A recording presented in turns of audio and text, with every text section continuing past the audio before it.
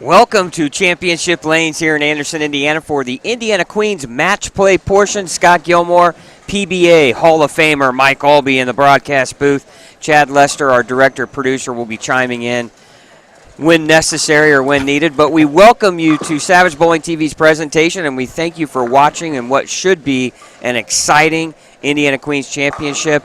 We have a bunch of great players in our top 16, highlighted by the number 1 overall seed local bowler Shelby New. And she's won this once and was runner-up once, so she knows how to win here. And I saw her a couple weeks ago at the men's masters, and she said that I'm not really bowling that well, but I'm going to work on it. And whatever happened the last 2 weeks, she's figured that out. Well, we had drama already before we even started match play. We had a roll-off for 16th place between Ebony Smith and Teresa Smith-Dill, and Ebony Smith went on to defeat Teresa, and now she finds herself right back on the pair she bowled her roll-off on, 5 and 6 against the number 1 seed. Well, I mean, I think in most situations, you try not to pay attention to who you're bowling, but when you're 16th and you're bowling the leader, but now you get to bowl on a pair you just bowled on, even though they have stripped and re-oiled. So, but she's got to feel fairly good about being in that position, double elimination, the first match is one of those ones where you feel a little more relaxed because you're not on the cusp of being knocked out and you haven't lost anything yet. So it really, at this point, since there's no pins, it's just you start off and give it all you got. The lane pattern titled Stonehenge. It's a little bit more of a house pattern. It's more on the sports side of things, but scoring was high. Obviously, 243 or better was Shelby's average in her 4-game qualifying set. What will that tell you in match play? Is that going to force the players to get lined up early and know they have to throw strikes? Well, once again, we're talking 1-game matches, so it's a little bit different because we just bowled 4 games. So yeah, you've got to make your adjustments much quicker because if you've run into a situation where you're not hitting the pocket, more than likely your opponent is, so you're going to have to make those moves fast. You can't wait. Even it's not just hitting the pocket, it's carrying strikes. Well, and we have some past champions, Mike, in this top 16. Monica Hall-Meals has won this title before, and she's looking to become a repeat champion. But someone that hasn't won, that's got some experience, Samantha News back in the top 16 too as well. Yeah, she's bowling right here in front of us, and I know she has a runner-up against her sister, so I'm sure that she would love to get in there and have a chance at winning this title. Some power players did make the cut. One specifically bowled very well, shot 746 her last 3, and that's Kayla Bird. Wow, what a run. I mean, what a great set the last 3, to come back firing like that. That's got to carry a lot of confidence in the going, even though we've had a short break for them to strip and re-oil, but that gives you a lot of confidence when you can put those 3 games together to finish. Someone else to keep an eye on that bowled really well, almost shot the only 300 game in this tournament, that's Courtney Hildreth. She's going to be on 9 and 10. She did shoot the 299, but you got to feel like she's been able to throw some big games, and she's going to have the confidence maybe coming into match play knowing that she can. Well, one of the problems, not problems, but one of the things you're going to have to worry about here is a 230 game is not going to be a guarantee for you. Where in some of the formats or some of the conditions we've seen them bowl on in the past, 230 game is going to pretty much win about any match you bowl out here. You could lose with a 230 or 240 in some of these, as we've seen today. Double elimination, so players have to lose twice. How important is it to stay in that winner's bracket? Well, if you're not in the winner's bracket, you're bowling all the way through. If you're going to make it to the title match, you're bowling every match. There's not a break. So you want to continue to stay in that winner's bracket as long as you can because otherwise it's a long road back. And if you do get to the title match, you still have to beat the winner in the winner's bracket twice. I want to thank our sponsors for making this broadcast possible. I want to thank Mike Albee's Arrowhead Bowl in Lafayette, Big Four Sox, Pinheads Bowling and Entertainment in Fishers, and Motive Bowling for all their contributions to make this broadcast possible and really for contributing to bowling here in the state of Indiana. Also want to thank Coolwick, the official apparel provider of Savage Bowling TV. If you're looking to dress as sharp as us two, you can go to coolwick.com, and once you get to the checkout portion, type in that promo code Savage Bowling TV 10. That's Savage Bowling TV 10, and you'll save 10% off your order. sit back, relax, stay out of that cold weather, and enjoy some bowling action here from Championship Lanes, the Indiana Queens, right here on Savage Bowling TV. Players are finishing up their practice, just about 15 seconds left, and we're going to get into some great bowling action, and the ladies have never disappointed us so far, Mike. We've done 3 championships here, starting in 2019, and every year we've had some drama, and I don't expect anything different. I don't either, and I think that they've all been taking their practice shots. This is the last practice they get. All right, let's look at our matchups here in round number 1. On 5 and 6, Shelby New, the number 1 seed, will take on Ebony Smith. On 7 and 8, Monica Hall Meals will take on her sister, Samantha New. On 9 and 10, Michelle Beeson will take on Courtney Hildreth, our 8 and 9 seeds. On 11 and 12, 4 seed Tammy Marker will take on 13 seed Ashley Meadows. On 13 and 14, our number 2 seed, Jacqueline Rhoda, will take on 15 seed Taylor Ellison. On 15 and 16, number 3 seed, Faith Hall, will take on number 14 seed, Liana Motel. On 17 and 18, number 7 seed, Starla Miller, will take on 10 seed, Jennifer Thompson. And on 19 and 20, number 6 seed, Kayla Bird, will take on number 11 seed, Aaron Jones.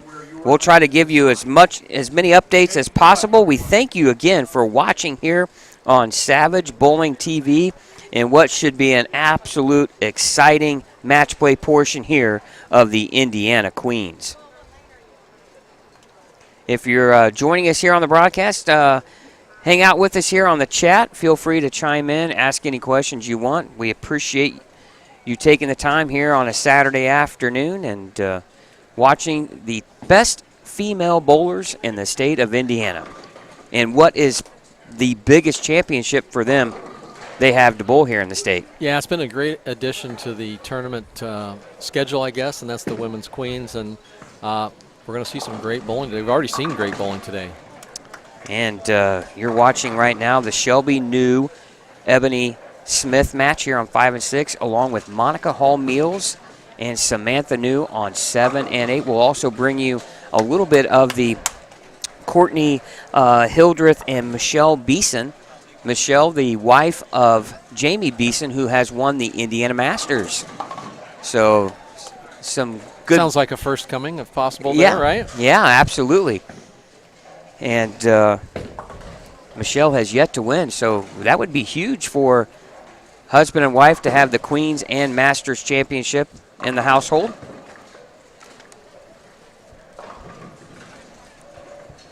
Seeing some good starts so far. Looks like take advantage of those practice balls and getting a read on the lanes. Well, and Shelby New got a little bit of a break there, Mike, on her first shot. She went in high and almost left the 410. The 10 fell late and just had the 4-pin. And now Ebony Smith here on the left side of your screen, and she light mixes them up. And, Mike, I told you, I made the comment, how critical could it be for Shelby that her opponent won a match on 5 and 6 to get in here, and now she's back on that pair again. Especially if the characteristics are like they were in that roll-off. We found out that the left lane seems to break a little earlier, a little harder on the back end. The right lane seems to go a little longer and kind of come in behind the head pin. And if this stays the same, then it is an advantage, because we've seen Shelby New go high on the left-hand lane, which would be the one that hooked earlier, and Ebony went light on the right lane. So it looks like they're the same characteristic as they were prior. Well, and a great start for Samantha New. She throws 2 solid shots here to start her match off. And a light mixer strike for Ebony Smith. Power shot. Drove that 5 out of there. Great shot for a double. And, Monica Hall Meals just won this title not that long ago, just 4 years ago, back in 2018. So Samantha New, she's battling someone that's got a ton of experience and has been there before. I'm not, looking up and down the field, I'm not so sure there's any give-me's anywhere out there, that's for sure. You're going to have to battle each game to continue on in the winner's bracket. Now, here's Shelby New, right lane, second frame.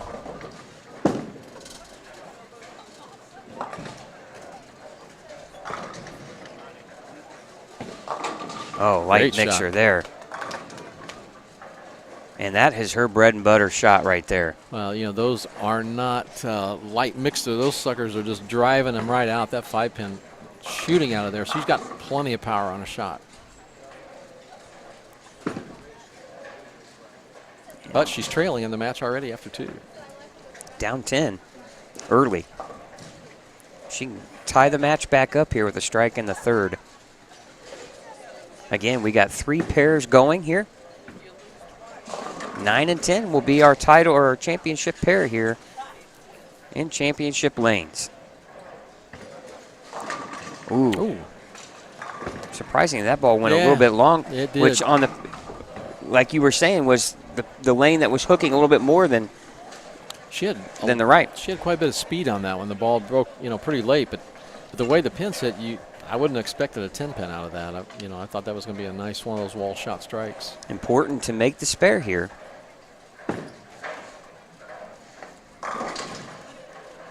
And Monica Hall Meals with a spare in the 2nd, working in the 3rd frame here, left lane. Oh, beautiful shot. Yeah, ball just driving right through the heart of them.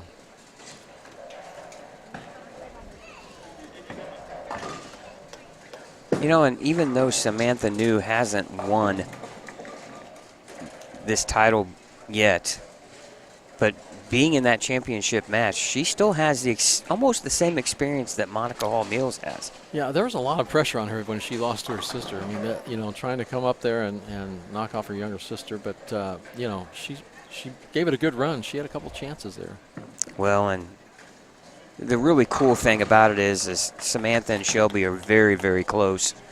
And, the other thing, too, is sometimes even though Samantha is the older sister, you still live in the shadows of her, of what her younger sister has accomplished, right? Exactly. Yeah, I mean, it's you could tell when they bowl there, it's a competition. They don't give up anything either way, so it's good. Well, and it's like Zach Tackett and EJ Tackett. It's very difficult for Zach because of EJ's success. He's trying to make a name for himself, but he's got pressure because of what EJ's already accomplished. Oh, sure. People expect it. They see the name and expect him to be as good. And he is a great player.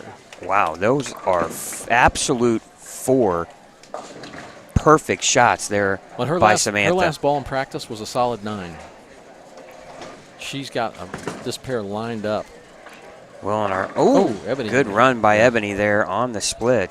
And there is the opening Shelby's looking for from her opponent. Can she take advantage of it? Now important for Ebony to get that, push that to the history, right? Just start on them again. Just start over. Forget about it and move on. And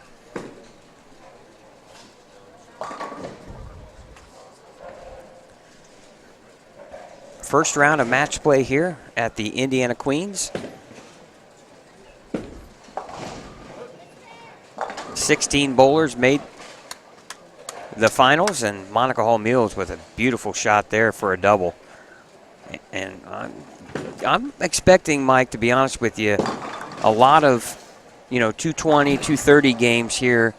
And as you know, even though what we would say they're not hard, but it's still hard to know that you got to throw strikes every frame in order to keep up, right? Because most time when there's some pressure situations, a lot of people either hit the ball harder or they want to throw it harder. And we've seen that when you get a lot of ball speed out there, that ball doesn't quite hit the back end correctly to get you that drive into the pocket, and you leave a lot of 10s or, even some of those wall shot 7s. All right, spare there for Ebony. And now Shelby New in the 4th frame. She can take a 7-pin lead with a strike.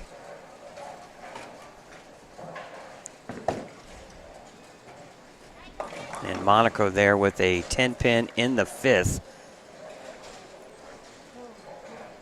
And she's looking up at the scoreboard, and her opponent hasn't missed yet through 4. And hasn't, they've been dead flush. Yeah, they've been great. That needs to hurry. Something came out of that ball. That was her grip. Yeah, her grip came out. Absolutely. Partially came out. That's what was hanging out of the ball. Yes, it looked like something funny. Thumb grip looks like, yeah. I tell you what, that is an amazing shot, because when your thumb grip comes out like that about halfway, it's just amazing you can make any kind of shot at all, let alone hit your target and have it hit the pins and actually throw a strike. So we have to take that back and get that glued back in. Well, so is she going to wait this out? Oh, or is she well, going to throw something else? The rack I would on wait. Yeah, the rack on lane 6 dropped the 7-pin, and she's going to go ahead and bowl. Balls. Wow. I'm kind of biding some time here if I I'd be calling can. timeout. Yeah, I agree with you. But she hasn't hesitated, so her confidence level is very high on this shot. Well, and mark this down right here, Mike, as a big moment in this match. And she leaves a weak 10. Yeah, I mean, the way she just picked it up, I mean, there was no hesitation on our decision. She had already I don't know if she was already going to go to that ball or what, but it's a good shot. Just right here, you need to fill pins. I mean, she's in a tight match.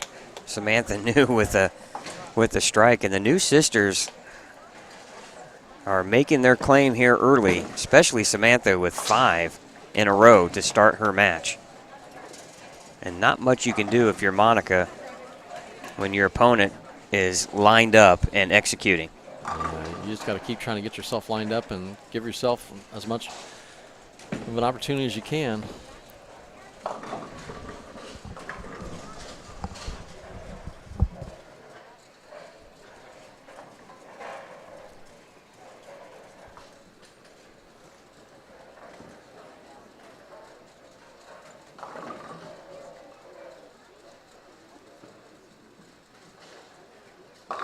Oh, great break, tripping out that 4-pin. Samantha New for 6 in a row. And that was really her that was really her first miss, if you want to call it a miss, in the game. I want to miss that way. And she still strikes, and if you're Monica, there's nothing you can do about that. Not much you can do there, no. Oh, beautiful shot there from Ebony. And Ebony continues to throw good shots. I mean, just one shot after another, not looking like she's intimidated at all. But this is a big shot for her coming up here on that lane 5. Well, I'm telling you right now, if I'm Shelby, I'm not bowling until I get that ball back. Yeah, it'd be interesting to find out, if that's what she was waiting on or not. She didn't wait, so she went right to that other ball. Well, I guess we'll find out if she uses that ball in the right lane. Well, Ebony can take a 3-pin lead here in the match with a strike here in the 6th. Oh, beautiful shot.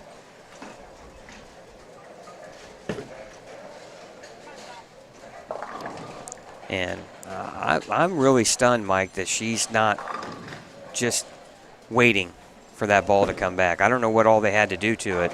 I mean, you just have to re-glue it, but you got to position it. But I don't know. Yeah, or maybe that she lost the confidence in that ball once it comes out too. It's hard to say. Well, and the other thing, did it break inside where they got to drill the whole thing out and put a brand new one back in? We don't know. That could take a little bit more time. But, boy, just put an asterisk next to that moment. And that ball comes in light, and she leaves the 2-8. And my, oh, my, how things can change with just an absolute unfortunate break. No pun intended. 2 breaks, because actually I've never seen anybody lose a grip like that and still have it on target, let alone strike with it. Yeah, because you're basically losing it off your thumb. Yeah, oh yeah. Well, you kind of hang and you're hoping to hold on for dear life, and wow, she kept it right on line, and it mixed them out of there. And double wood, tough spare, more direct. And she makes it. Yeah, almost went by that, but that was a good shot. Well, definitely a big moment in this match. That was in the 4th frame. And especially when you strike and you feel like you're back in the match after your opponent opens in the 3rd. And we've seen some strange things happen, Mike, but you just don't see that very often at all. Nope. Yeah, and she's going right back to the ball. It's coming back for her here. Yep. Her boyfriend, Dylan Holford, I'm not sure he's talking to her and handing her the ball back. And yeah, the key back is when you get it back is the thumb in the right position than it was before. Well, and do you, like you're saying though, Mike, do you have the confidence that the ball's not going to fall off your hand or do the same thing? Yeah, it's a tough shot right here. Boy. Tough shot. 7th frame 2 in the match. And your opponent doubles. to put the pressure on you. She got out of it good. Oh, Messenger trips the 10. Good shot. Oh, the first miss in the game for Samantha. Front 6, 10 pin here in the 7th. You're watching the hometown favorites here on our double box here. Shelby New on the left, Samantha New on the right, and now Ebony Smith can take a 13-pin lead here with the strike. That's got to hurry. Oh, my. Yeah, just kind of lost that off the bottom of her hand, and the ball never quite recovered.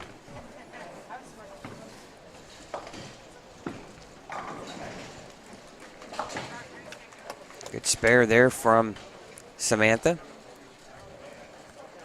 What a run. 6-bagger, 7-bagger, 6-bagger. What a run.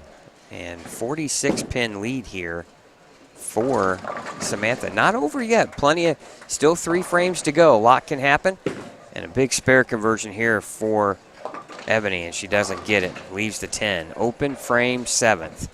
And just like that, all the momentum, Mike, goes right back to Shelby. This match is all even, but Shelby can take a lead, 10-pin lead here in the 8th. Important shot here for Ebony here in the 8th frame. Oh, big 4. And what did I tell you? A lot can happen. And right there, big 4 from Samantha. Yeah, you just got to fill 2 now and take that count.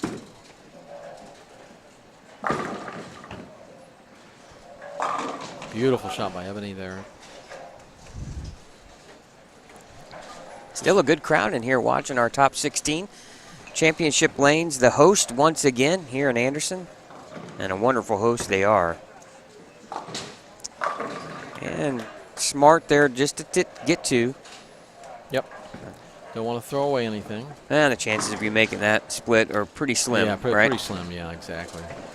And now Shelby New here in the 8th frame can really make a statement here with this shot. Oh, gorgeous shot. Beautiful shot. Obviously, that's the ball. That's the one. Boy, it's amazing how much stronger that ball Yeah. rolls in the mids. Yeah.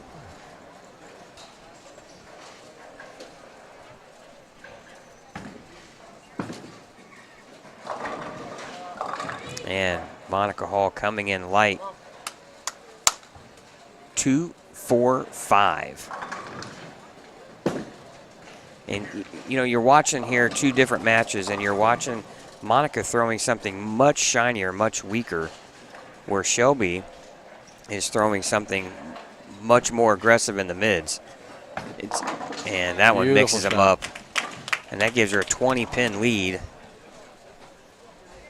Yeah, 2 really good shots right there. And Monica opens in the 8th, right after her opponent opens. Tried to let her back in, yeah.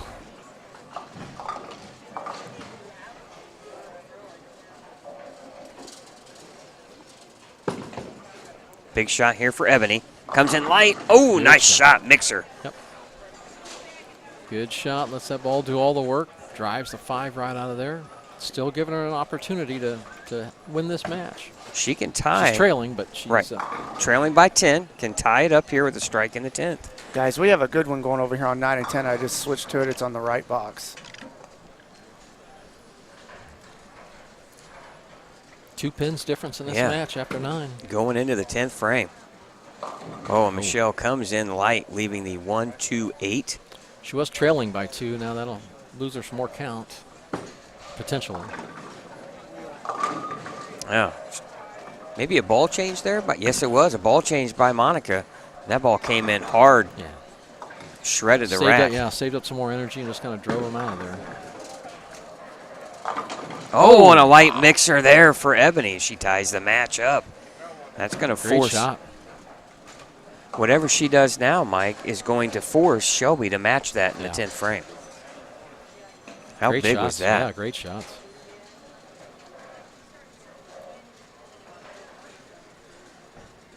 Now Michelle Beeson with the spare in the 10th. She could shoot 197.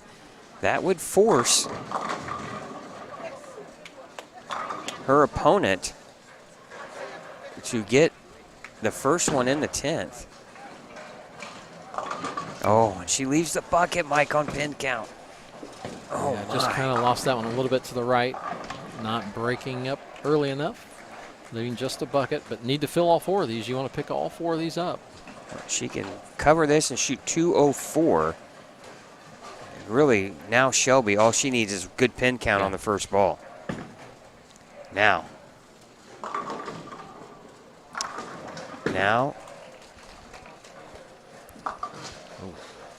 Courtney Hildreth now. Ebony only getting 2 out of that for a 202 game here.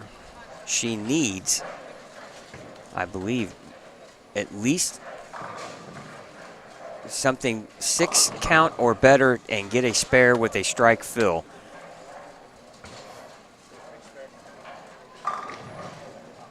Any mark should win this for her.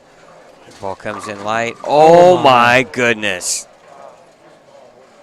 Wow, ball just did not break early enough, leaving that 7-10. We've seen the 5 drive out, but nothing came to help him knocking out either one of those. Oh, beautiful shot. I think Shelby has sent the message that she's ready to win another one. Great shot. Wow, beautiful ball. Oh, and Samantha opens in the 10th for a 221, but that's enough. Not the way you want to finish, but you take the win. And unbelievable finish in the Michelle Beeson Courtney Hildreth match. Courtney pocket 7-10s in the 10th to lose by 7. Those hurt. Well, and the frustrating thing is you do everything you're supposed to do. Hit the pocket, right? And all you got to do is mark. You hit the pocket, and you get an Should open. give me 9, yeah. You leave. We've seen a few of those 7-10s popping up down here. Ball just breaking too late. But, yeah, bad break. Well, Shelby will move, I believe, over to lane 7 for her next match. And she will take on Michelle Beeson on 7 and 8.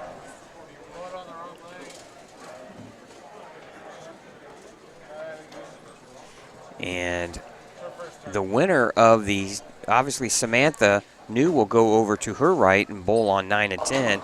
And she'll take on the winner of the Tammy Marqua Ashley Meadows match. 15 and 16 and 17 and 18 will have a winner's bracket. And then 11 and 12 will have a losers. Courtney Hildreth will now bowl on 11 and 12. And she'll take on Mike Ebony Smith. And Monica Hall Meals will move to 5 and 6 in the losers bracket, and she'll bowl the loser of the Tammy Marqua Ashley Meadows match. And then all the way down on 13 and 14, and then 19 and 20 will have a losers bracket match as well. Can you repeat that? Sure. You mean you weren't listening? You weren't following along there? No, I was. Vaguely. Just don't give me a test.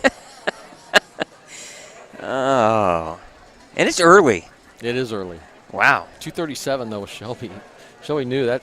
That's as far as I can see. That looks like the highest game, but there's still a couple pairs I can't see down there. But what a great finish though, and with the adversity in the middle. I mean, yeah, and really Ebony bowled really well. 202. Bowled well, was in the pocket a lot. She ran a couple times. She really had a chance to give her some room ahead of Shelby, and she just didn't make a good enough shot. But yeah, she was definitely in it for a long time in that match. Just couldn't execute the way she wanted to, right? Yeah. And really, you look over on 9 and 10, and she defeats both of those. Sometimes it's just you just don't kind of luck of the you don't want to look at that. Yeah. You don't look, right? No, great! I had the second highest score in the house, but I bowled the person with the highest score. That's always the most unfortunate thing. That does happen more than you'd think. Absolutely, and not much you can do about it. But Mama New, she's here. She's watching both their daughters bowl, and they're always excited for her to come and be able to watch. And she must be the good luck charm because both of them won. Well, she's got 2 wonderful bowlers there, and it must be a lot of fun to sit back and just watch because one or both are going to be in the finals somewhere. Well, and I'm looking here. Here's the interesting thing, Mike. If both Shelby and Samantha win their next match, they would have a bye, and they would bowl one another. Yeah, it's probably a little Afterwards. earlier than they would like to see that. Yeah. They probably would love to be in separate brackets, Yes. side of the brackets, Yeah, but yep. how big would that be? And the bad part about it is it would be on 13 and 14. Chad, get the camera down there. Mobile. We're going just take mobile. everything apart. We're going Yeah. mobile. But the nice part about it, we'll still have a winner's bracket match on 5 and 6, and we'll have a loser's bracket match on 9 and 10 in that round. So you're going to have plenty of bowling action here on Savage Bowling TV. Scott Gilmore, Mike Albee in the broadcast booth, and Chad Lester will be chiming in. And boy, those cookies sure didn't last long, did they? I didn't get one. You forgot already? I took one first, and then Mike was Hey. right behind me. Man, hey, folks. Oh yeah, Mike he had 2, and he was complaining when I took my second one. He was like, I had "Hey, I was 2. going to have that." That's why she brought 6. I didn't have lunch, all right? You guys had lunch. I didn't have lunch. Oh boy. And no practice ball. Starting each match, there's no longer any practice, so that's the other thing. You're going to a brand new pair that you're not used to, so you just try to make as good a shot as you can and get a read on it early. All right. Monica Hall Meals and Ashley Meadows on 5 and 6. Michelle Beeson, Shelby New, 7 and 8. Tammy Marqua and Samantha New on 9 and 10. I was told this was for tournament. Oh. Boy, we almost had another meal. I thought, man, you know what, Mike, you hadn't had lunch I was yet. going to say, wait a minute, who you guys ordered for me? Hey, thanks. It looked pretty good. Yeah, Michelle Beeson. I mean, she starts out with hey, way to go the first game. You got a good break and you won that match. But hey, now you get to bowl Shelby New. Yeah, you get a bowl the number 1 seed who's coming off a 237 game. Yeah. But hey, as you know, Mike, every round is different. You're moving pairs. Things can change. And she throws the ball very well, so she can definitely win this match.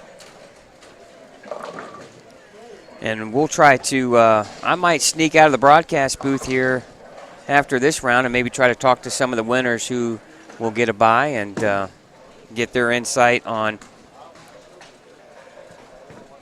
their thoughts. And, one thing I should do here, I should probably go ahead and put this together here. And that's my my ear pack here. Yeah, don't forget the batteries. Yeah, absolutely. Kinda need that. Something's not working. That's usually me not turning the button on. So That's Chad always. You've done that on the Not wireless out there, before. yes, yes. Chad always reminds you, right? That's why I brought it up. You didn't have to reiterate it. Well, Scott, I have the wireless ready for you. I did put batteries in it. All right, I appreciate it, Chad. You're always Great always break, looking tripping out off for that me. 4. It's like they keep telling you, Mike, look for the green light on the microphone. Yeah.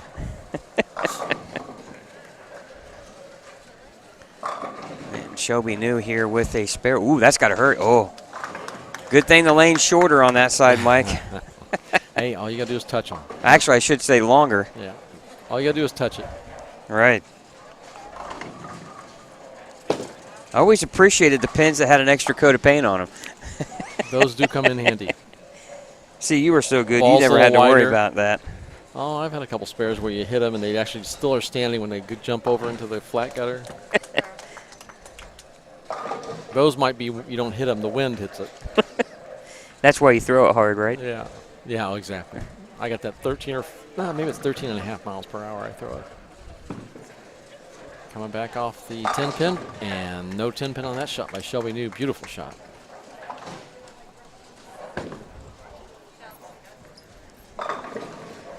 All right, Ashley Meadows here after a 9 spare in the first frame. Comes in just a pinch high and leaves the 4. Similar shot to the first frame. Ball broke a little high and tripped the 4 out and left a 10. This time just a 4. Throws it well, though. Throws a good shot. Well, Tammy Markwa opens in the first frame, and now Samantha New here on 9 can take an 11-pin lead with the strike. Oh, and another solid 10 for Michelle.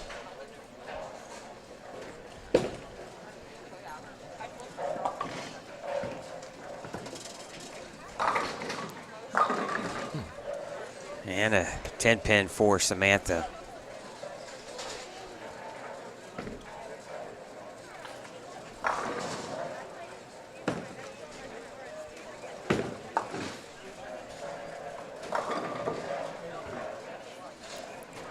Well, I'm looking at like 8 lanes here, and I just saw 3 10-pins. What happened to all the strikes, right? Yeah. Well, Monica Hall Mills is looking for her first strike of the game here in the second frame after an 8 spare in the first, and she misses right. Ooh, and that's going to leave a washout. She knew it right off her. Well, and these are the tough shots when you do that and you're in the loser's bracket. Then all of a sudden you have that shot that's errant and, it's a washout, it's a potential open. Now you're starting to feel a little bit of the pressure that you really just got to bear down and start making shots and give yourself every opportunity to win. Strike there for Michelle in the third. Shelby can take a 1-pin lead here with a strike. Excuse me, an 11-pin lead here. Over here by Monica. Yeah. Good cover there on the washout. That'll make you feel a lot better. 1-pin lead here for Shelby. She can strike and take an 11-pin lead here in the third. 7 and 8, lane 7. Oh boy. No doubt about that one. Beautiful shot. Boy, if she continues to have that ball reaction, look out. And she's not only getting the light mixture, she's getting the half and she's getting the high. Well, and yeah, the ball's just doing the right thing at the right time. I mean, she has got that ball hitting the mid lane and getting up in there and driving that ball. Perfect shots. Big shot there for Tammy Marquez. She doubles now in the second and third frame. Yeah, good comeback off her open frame in the first. She just tied the match back up after the open in the first, like you mentioned. Now Shelby New here can take a 21-pin lead early with a strike here in the fourth. It's a little right. Oh, and the down goes the 5. Stunned it. We were all beautiful shot. We all had our hand raised up, but we put it down. And a good cover there by Monica. She's made a couple of tough spares here, Mike. Yeah, to stay in it even. She's losing a little bit of pin count. She's down 6 early as Ashley Meadows will step up here in the third. That is a loser's bracket match on 3 and 4. 5 and 6 and 7 and 8, or 7 and 8, 9 and 10 are winners brackets, and now Michelle with her first mistake of the match. And you don't want to give Shelby New any help. No, and it's when you start to see the strikes going against you gotta then you start trying to throw strikes instead of just letting the ball do all the work. You try to fit them in there. Right. Well, let me ask you this: is there a little bit of the Belmo effect with Shelby amongst the women? You watch bowlers on tour have to bowl Jason Belmonte on television, and they seem like they're just tight or yeah. They feel they strike before they throw it. You know what I mean? There's just too much thinking about the other person has creeped into your mind. You got to do what you can do. Like they have to throw a perfect game, they right? try to do too much. Yeah, exactly. And you kind of see some of that with the ladies that have to bowl It's understandable. Shelby. Yeah, it's understandable because she's just firing out there and just ripping racks and throwing high flush shots. And, yeah, it's easy to see why. She's just throwing the ball so well. I mean, I feel like there is no doubt there's a Belmo effect on tour where he gets on television and everybody else, when it's time to make a crunch shot or in a crucial situation, guys have trouble executing, and it's just amazing to watch. But there is a little bit of it's just almost like Tiger Woods and PGA Tour. Sure. When Tiger had the 54-hole lead, guys knew they weren't going. Tiger wasn't going to make a mistake. No. Jason Belmonte's not going to make a mistake, Or right? you know, though, the guys they'll come back. They're never out of it. So Right. when you see them start, you might have a little lead, and all of a sudden they start throw some strikes, and you know they're coming. And they succumb to that pressure, Yes, right? Exactly. And now Shelby New here in the 5th with a 3-bagger. That looks right. And it comes up light, leaving just the 2-pin. Great break. I think if that ball came back and light mixed him up, I'm not so sure. That's the one you wouldn't want to be, if you're an opponent, you wouldn't want to be watching that one. It's like, how many boards does she have? Well, all that she needs. And Monica Hall just keeps throwing spares when her opponents are throwing strikes. To me, Mike, it also seems like you have a lot, like Shelby's a lot more relaxed. She certainly seems it. Yeah, I agree.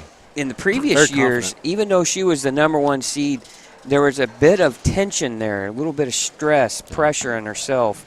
She looks so much more relaxed Very these first 2 confident. Yeah, games, you right? can tell she's very confident. Yeah. I mean, I think if you look at the last game, when back to the grip when it came out halfway, and then she just immediately goes to the other ball. Mm-hmm. I mean, then throws it good, even though it wasn't the right look. I mean, she's pretty confident, which understandably so. She's throwing it great. And now Monica Hall Mules here in the 5th frame, looking for her first strike, and she gets it. Beautiful. Yeah, pretty shot. Gives her 72 in the 4th.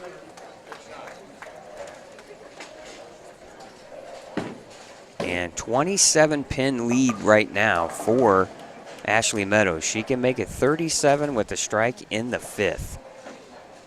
And now we're back over to, in the right box, Samantha New against Tammy Marqua. And Tammy, 3-bagger after the open and spare in the 5th frame. She's got a lead now over Samantha. Oh, and that ball came back. Pretty shot. Ball drove right through all 10. I want to thank everybody for watching here on Savage Bowling TV this afternoon on a cold day in Anderson, but the bowling is heating up here inside championship lanes. Indiana Queens, the title up for grabs. The best women here in the state of Indiana taking their shot at it. We're down to our final 16. We'll lose 4 bowlers after this round. We'll be down to 12. Winners will get a 1-round bye, and the losers bracket will continue to bowl. And that's when you talk about wanting to stay in that winners bracket as long as possible. You don't get a round off. No, you don't. You continue to go, and it's Ooh. not only is it taxing physically, it's taxing mentally. Big break there for Ashley Meadows. Almost a pocket 7-10. Messenger come across and takes the 10 out, leaving her just the 7. And now a spare for Michelle Beeson in the 6th. But spares are not going to get it done, as Shelby has a 32-pin lead after 5.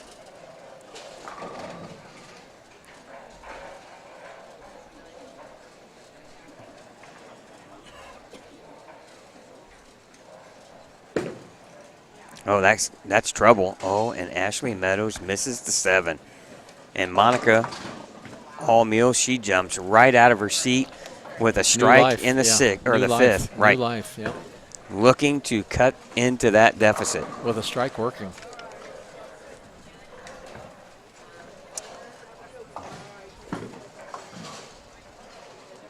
Oh, nice shot there by Michelle, and she's 9-pin there in the 6th, just in between 2 strikes, and she's just looking for needing some type of break here.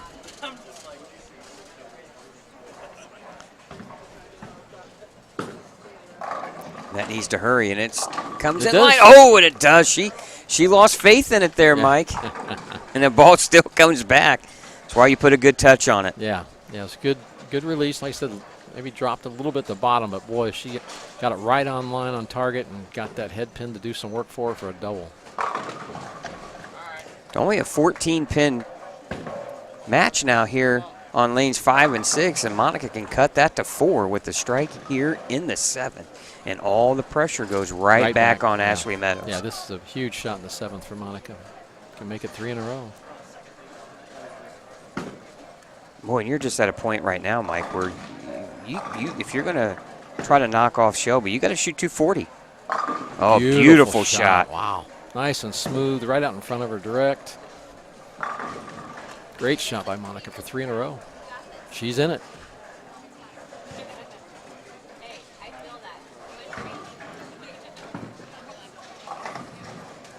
Oh, my. Those last two. That was a great shot. Wow, what a great shot. That sound is the hammer hitting on the nail, isn't Yeah, it? Shelby just so clean and so smooth at the bottom of the swing. The ball hits the lane, and it's just, you don't even hear it hit the lane, but boy, you certainly hear it hit the pins. And Ashley Meadows, comes up high. Fortunate to lead just the 3-6-10. Yeah, tough spare in this situation, but you got to fill a frame here to stop it, stop the rally.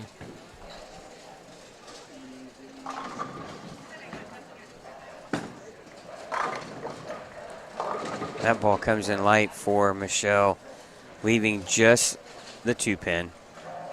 But that match is pretty well in the books right now, unfortunately for Michelle. Shelby is going to advance into the winner's bracket. Now we look over here at the Tammy Marqua Samantha Nguyen as Ashley Meadows opens again in the 7th. Mike, that's 2 spares that she's got to make. Yeah, they're definitely makeable, and especially when your opponent's putting three in a row together. It's a big swing, about a 22-pin lead now for Monica. And both players are battling for their tournament lives here in that loser's bracket. Yeah. Well, Ashley can right the ship here a little bit, get a strike in the 8th and kind of turn things around. That way it makes your opponent think that you're back in it. Well, Tammy Marqua marks in the 7th frame. She's got 126 in the 6th with Samantha up here in the 7th frame. She strikes, she could have 119, so a potential just a 7-pin game on 9 and 10.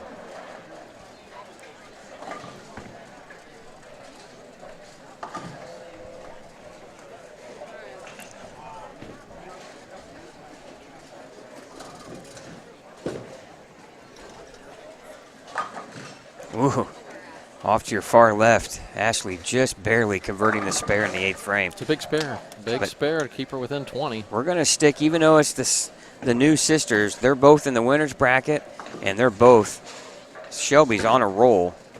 Samantha trying to take the lead here in the 8th. Down 7 can take a 3-pin lead.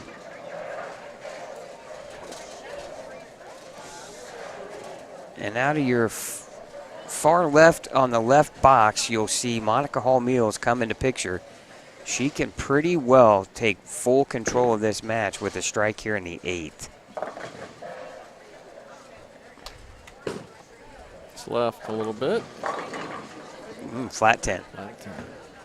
There's some push on that lane, but it just doesn't finish. Yeah, it didn't make the corner, didn't make the turn, but she had good ball speed too. Oh, beautiful shot by Samantha. 3-pin lead now through 8. All the pressure back on Tammy Marqua. And really, Michelle Beeson has bowled a really good game. Just couldn't get any luck with Carey. She made the one bad shot in the 4th, but other than that, Mike, she's bowled a pretty good game. Yeah, I mean, she just needed to put together a couple strikes in there to kind of keep the pressure, but I don't think Shelby's watching anything but herself, and which is the right way to do it. And she's putting strings together and shooting another very, very good game. 10-pin spare. Now we'll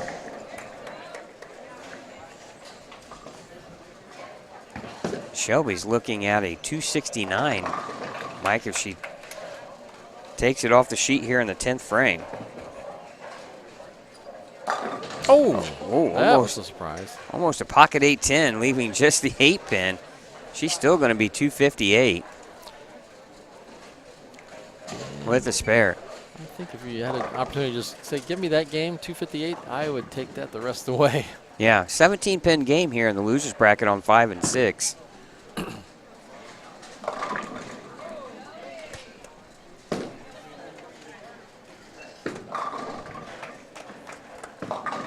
Oh. And that's through the face. Fortunate to leave just the 4-7.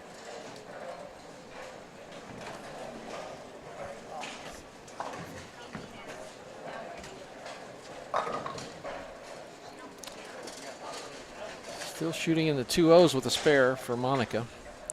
Yeah, And commanding lead, but still 214 out there for Ashley Meadows. So this match still up for grabs here on 5 and 6 in the losers bracket. Boy, if you're Michelle Beeson, not much you can do when your opponent shoots 258. There's not a lot to do with that, Well, we're back on a collision course here potentially, but Tammy Markwa, not sure what happened there, but 4-pin by Samantha New, and then you've got a double for Markwa. Tie on 11 and 12. Tie on 11 and 12. Between the Courtney Hildreth and Ebony Smith match. I wonder if anybody knows it from the tournament office. Well, in the last match, Courtney needed a mark in the 10th, and she left a blowout 7-10. So these are tough times in the 10th frame for Courtney. See what happens. Well, Ashley got the first one she needed. Now she needs the next one. Really, Mike, she needs the first two in here to force Monica to get the first one in the 10th. But she's got to worry about this first shot here in the 10th frame. Yeah, the first one will force Monica to double or get the fill the frame. Ooh, Samantha, she strikes in the first ball in the 10th. That's got to get there. Oh, it comes in high, and that's going to do it. Monica Hall Mills will survive. All she's got to do, Mike, is keep it on the lane. The 2018 champion still remains in the losers bracket. Right now she's sitting at 179 in the 9th. And the most Ashley can shoot is 194. And this match now is officially over. 4 pins is all Monica needs. Oh, and comes in light and leaves the 7. That was a big shot for Samantha. That would have forced Tammy Markwa to get the first one in the 10th. Now she just needs... She needs to hold count a little bit. I mean, she's got about 3 or 4 pins to play with on count, but she needs a mark. Yeah, we were thinking possibly we would get... Oh. Whoa. Boy, what could have been had... Yeah, Monica, the 2-4-8-10. What could have been, but right now, Tammy Markwa just needs to get a good count on the first ball here in the 10th. She's going to need a spare, too, though. Yep, she's going to have to mark. You're right.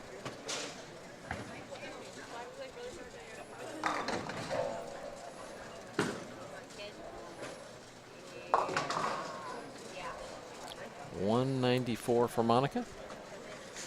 Over 182 for Ashley Meadows. Tammy Markwa. Oh, beautiful shot. Boy, solid. Like there's nothing to it right Absolutely. there.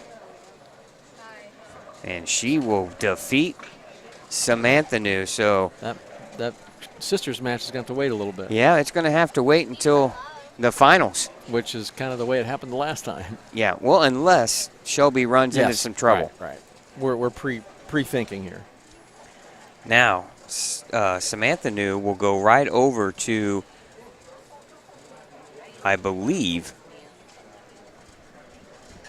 let's see, she would have been in the winner's bracket, so EM8. She'll be on 11 and 12, Mike, for her next round match. So Tammy Markwa finishes strong here. Great shots. Looking to throw the back 5 for 230. Great shots. Nice and smooth. You wouldn't know if she thought she was just out there practicing as well. She's throwing those last 4 shots. All right, the winners are going to get a bye here, and the losers will continue to bowl. So, as we know, Shelby New and Tammy Markwa will get a break, and they'll bowl in the next match. And we'll find out who else will stay in that winner's bracket. But a great finish there by Tammy Markwa, 236. There's a smile, yeah. Yeah, finally, right? A lot of pressure here, you know. And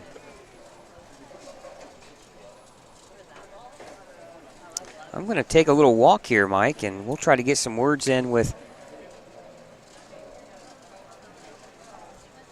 some players. We'll sit tight. We're going to go right into the next round. It's going to go quick here, folks. Once both games, please take your pink sheet into the tournament office. We'll get the score.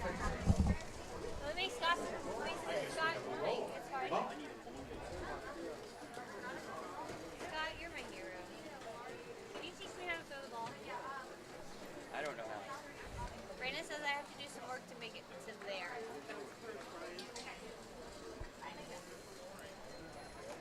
You look awesome amazing right now. I might have to take a picture. Oh, Did I go too far with that?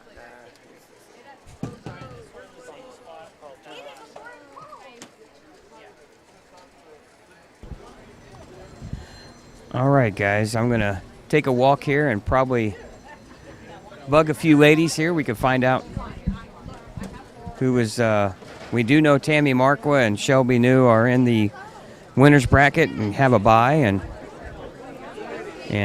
she's gonna be angry at me. Come here, Shelby. She's running. I know. Well, I know you were. You couldn't wait. I know that's why you've been so solid here these first two games, because you knew I was going to come up to you and talk to you after match number 2. But, you know, we're going to talk a little bit about match number 1 and what happened there in the 4th frame where it looked like your thumb slug either came out or broke, or what happened there? Yeah, it came loose and slipped out a little bit, so it didn't come all the way out, but it came about halfway out. You kind of saw it run down lane, sticking out. So had to get that repaired. Thankfully, I had another ball that I could have went to, so I just moved a little bit with it, which I came back and threw a good shot afterwards, which, you know, kind of have to roll with the punches sometimes, and that's what I did until we got it fixed, and just kind of came back once it got fixed and finished the game out.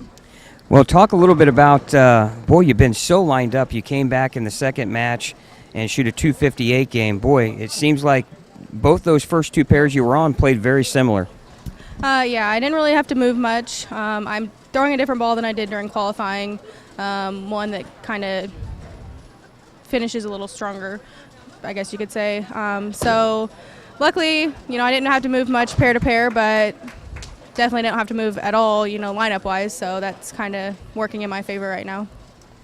Well, I made a comment to Mike early in the broadcast here that you look so much more comfortable and at ease than you did even last year or the year before. You come out a little bit tight. Now you look so relaxed. Is that how you're feeling? Right now, I could say, yeah, I just need to make sure I don't get up there and get too willy-nilly with it and spin it or anything, which I've done a few shots, but I've gotten away with it. So I know that kind of comes with bowling, too, sometimes. So just kind of, like I said, just stay focused and make one shot at a time. All right, best of luck. Thank you. All right, Mike, maybe the favorite here tonight again at the Queens. Yeah, she looks great out there so far, looking good to see how she comes out of that break. We're on the lanes 11 and 12 with the roll-off for the tie match between Ebony and Corey Hildreth.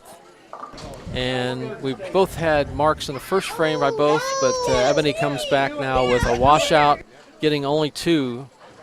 So she's sitting on 24 pins after 2. Big advantage for Courtney going here in the final frame of the roll-off with the spare up. All right, Mike, I've caught up here with Tammy Marqua. Tammy, you threw the back 5 to take out a local favorite here, Samantha New, but you threw it so well, and now you're going to run into her sister here in the next round. How do you feel, and what's your game plan as you progress here through this tournament? Try to stay calm, take my deep breaths, and go slow, because I tend to speed up when I get nervous. So I'm going to just try to take my time, and Shelby's good. I'm going to try, though, really hard to beat her. Well, I know we watched you, and it looked like you had full control of the pair. The ball's finishing nicely. Are you playing something a little more aggressive, or are you trying to play something a little bit weaker to give you more down lane reaction? I am not the person to ask that. The husband says weaker. It's an old school ball that I love and everybody else hated. It's the haywire, but it works for me. So that's what I'm throwing. And I'm not moving much either. So I'm kind of staying right where I'm at and just hoping to make the shot that I need to make. All right, best of luck next round. Thank you very much. All right, Tammy Marqua, she's going to give Shelby New all she can handle in the next round. Great interview with Tammy, and now finished up the roll-off is over, and Courtney Hildreth throws spare and 3 in a row in the 10th frame to send Ebony Smith out of the tournament. But what a great run for Ebony. Had a great tournament. Got run over there by Shelby. She got 2 tough ones there, but this match was a tie, and Courtney Hildreth will advance.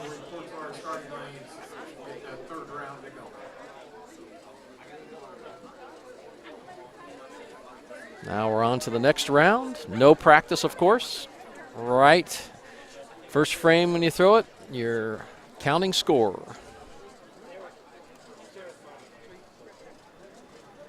The 4 winners can warm up on 1 and 2. The other 8 that are still alive in the tournament and report to their lanes to start their matches.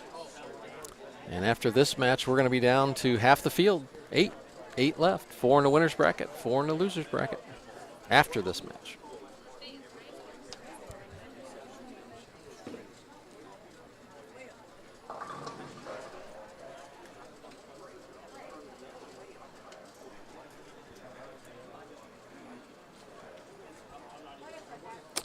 Looks like right in front of us on the left, we have Taylor Ellison against Courtney Hildreth.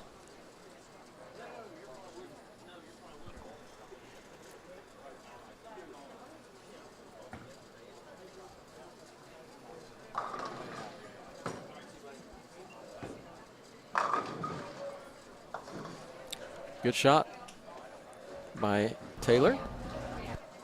On lane 7, solid 10. Hey, Mike, Yes. I'm down here. Got a special guest, someone that's hanging out, watching the Queens here.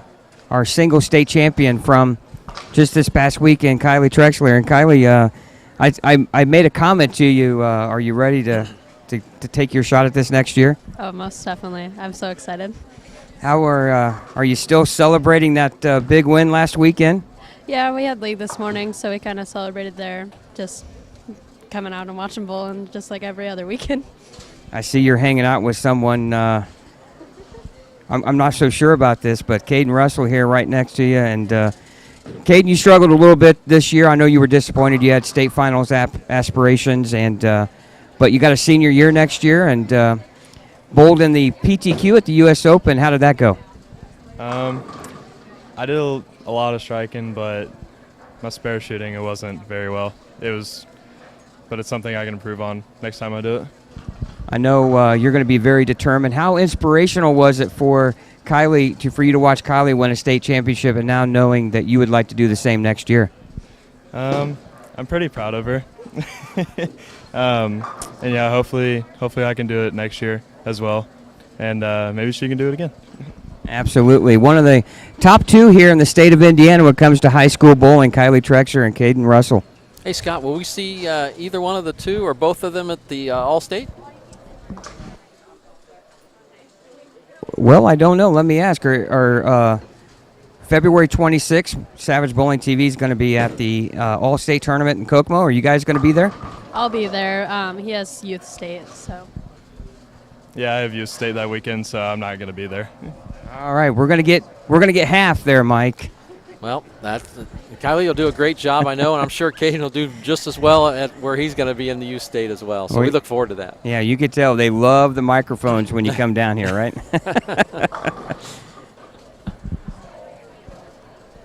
All right, I'm going to sneak right over here on 1 and 2, and Aaron Jones is going to get ready to warm up. Aaron, you're undefeated, right? And looking to make another run here at the Queens. How has things gone so far? So far, so good. We're here. Are the lanes playing similar for you in match play as they did in your qualifying squad? They are. My first qualifying squad was a complete mess. The second qualifying squad, I came back and had a good 4 games, and so far the first 2 games are about the same. Well, right now you're in the semifinals of the winner's bracket. I know it's hard to think ahead, but how important for you would it be to win this championship? It's very important. I would love to. I have a little girl at home who would love to have that tiara, so I have that in the back of my mind. I'd like to do it for her, and my little boy's here with me today, so it'd be pretty special to be able to do that today. Well, that would be a great thing, and we wish you the best of luck. Thank you. All right. Hey, how cool would that be, Mike? It's always kind of cool that the parents like the money too, but it's also the trophy and the prize that you get to keep for the rest of your life that also is important. Yeah, she's got a plan. You can tell it in her voice.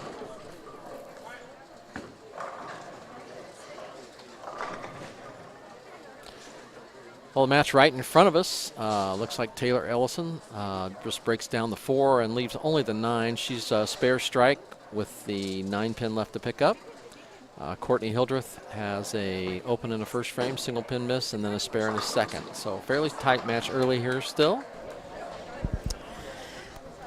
All right, all the way down here, Mike, on 19 and 20, Leanna Motel was taking on Monica Hall Meals, and Leanna has a lead of about 14 pins here early, working on a strike in the 4th in the 5th frame right now. And she rips the pocket for a strike. And a big thing about Leanna, she's getting help from someone that's got a lot of experience and has had some positive vibes here at Championship Lanes, our 2021 winner of the State Masters, Kevin McCune. So he's back here giving her a little bit of coaching, and he knows how to strike in this center. Yeah, and he's been one of the hottest bowlers in the state too. He's been bowling really well, so I think that's a pretty good pairing down there. I'm sure he's going to bring a lot of help. And Samantha New just left a solid 10 that actually the 6-pin hit it and moved it over 2 inches, but it's still standing up. So she's clean in her match. Her opponent, Faith Hall, does have 1 open, so Samantha has a slight lead. Well, Monica Hall Mills had a double in the 3rd and 4th frame and had a chance to take the lead in the match. And she comes in light, almost leaves the bucket, and the 4-pin fell late. Now she just has the 2-5-8.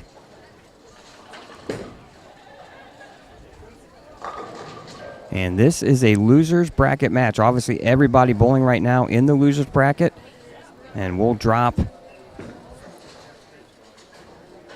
4 more bowlers here in this round. And a good spare conversion there by Monica in the 5th frame. Looks like a lot of spares out here on the start of these. All the matches look like there seems to be, somebody's got a string down there, it looks like, in the middle. But all 3 matches down here, or 2 matches down here, seem to have nothing but spares so far, except for a strike here or there. Nobody's running away down here.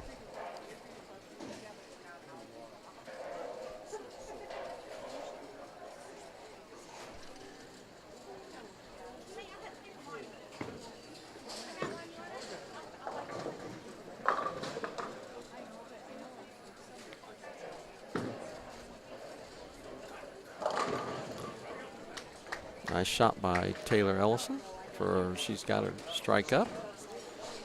Samantha New looks like she changed equipment and didn't get out of that ball very cleanly, and the ball way left the target, leaving the 1-3-8-10. Difficult spare.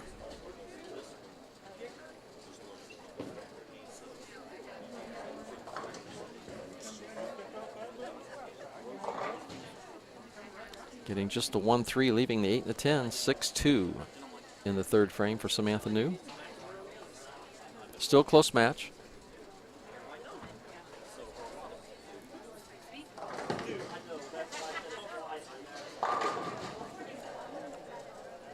Taylor Ellison with a crossover for a double, extending her lead over Courtney Hildreth.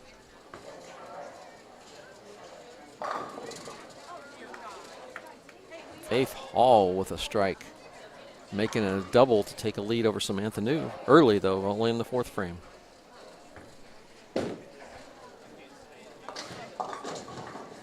Oh, great break. 6-7-10 showing for a while there. It looked like a couple things come flying out of the back for Courtney Hildreth, as something took out the 6 and the 10, then something else took out the 7 for a strike.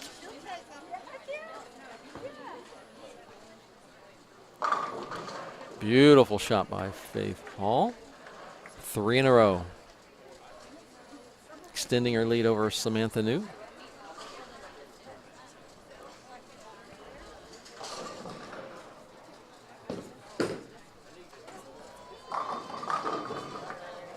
Courtney Hildreth with a great shot down her 6 into the 10. That's a double for Courtney.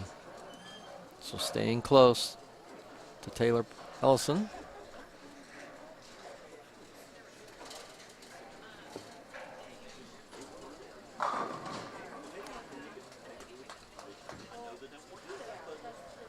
Great shot by Samantha New, coming back with a strike to start her string. She needs to get another shot in here to get a message to her opponent that she's lined up again. Taylor Ellison a little soft with the ball speed. Ball broke hard, leaving the 4-7-10.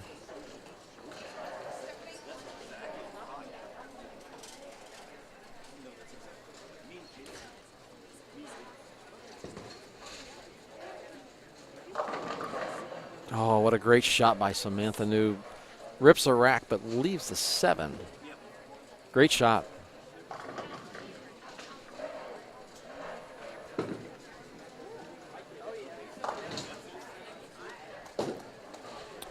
Getting to 4-7, leaving the 10 for 9 out. Taylor Ellison still shooting a 190 pace,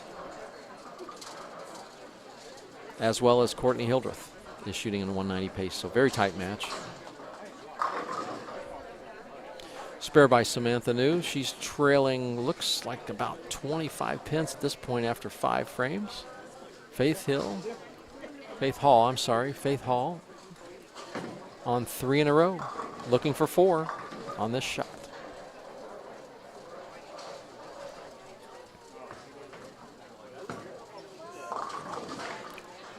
A little bit left to target, leaving the 3, 6, 9, 10. Very difficult spare.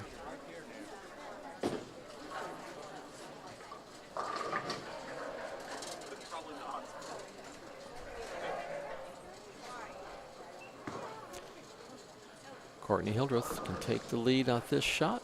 She's sitting on a double. Great shot, just 5-pin blows right out for 3 in a row. She takes the lead. Beautiful spare by Faith Hall. Keeps her in the lead by over 20.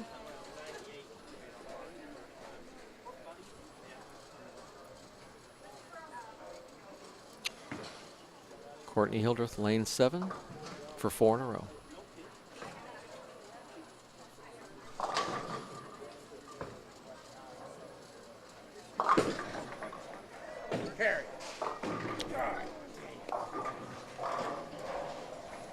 Our chat bots are back. Our spammers. They seem to find in the chat. Yeah, they seem to find us. You guys in the chat, I don't know if you can report these guys when they show up, but we'll be doing our best to report as well.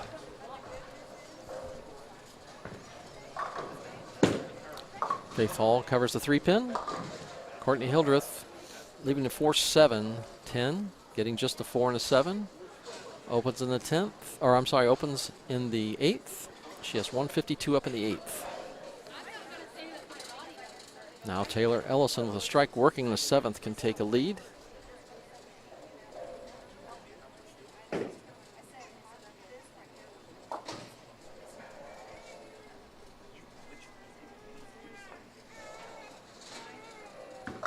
Samantha New, great shot. Great shot. One to work on. Oh, Taylor Ellison with a beautiful shot for a double, taking a lead. That was her 8th frame. She'll be working on a double going into the 9th.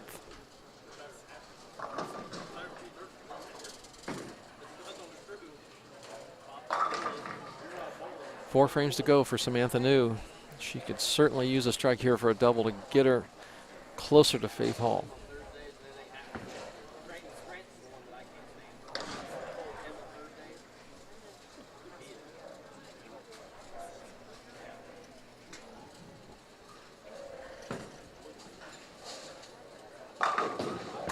Beautiful shot by Taylor Ellison, gives her 3 in a row through 9, holding her own destiny when she goes into the 10th frame. Samantha New comes back with a big double, now in the 6th and 7th.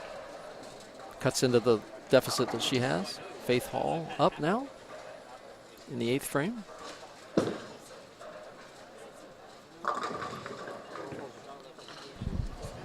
almost leaving a 5-10 Courtney Hildreth, but breaks down the 5-pin and leaves only the 10.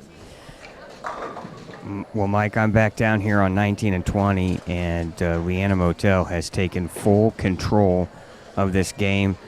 Monica Hall Mills has opened in the 8th. She max scores for 194, and Leanna Motel is already at a 2-0 pace here. So it looks like Monica Hall Mills' tournament's going to come to an end here in this round.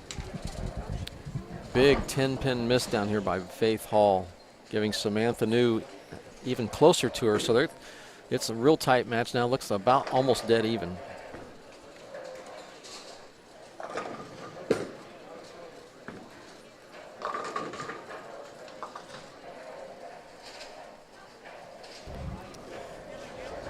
All right, Jacqueline Rhoda defeats Michelle Beeson 258 to 227. And a big scoring match here on 15 and 16. That is a big one. That's unbelievable there, that game. Wow.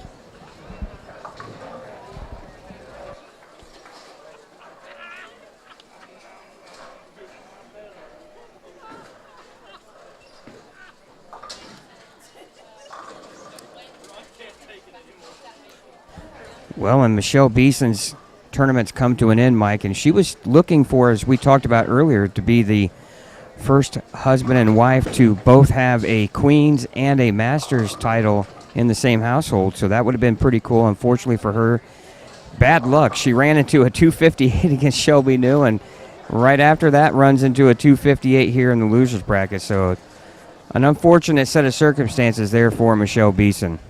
Yeah, we talk about losing those games, and that's one of those situations. Those hurt when you shoot a good, solid game and then get beat by a bigger game. Samantha New leaving a bucket on off of a double here, this 8th frame.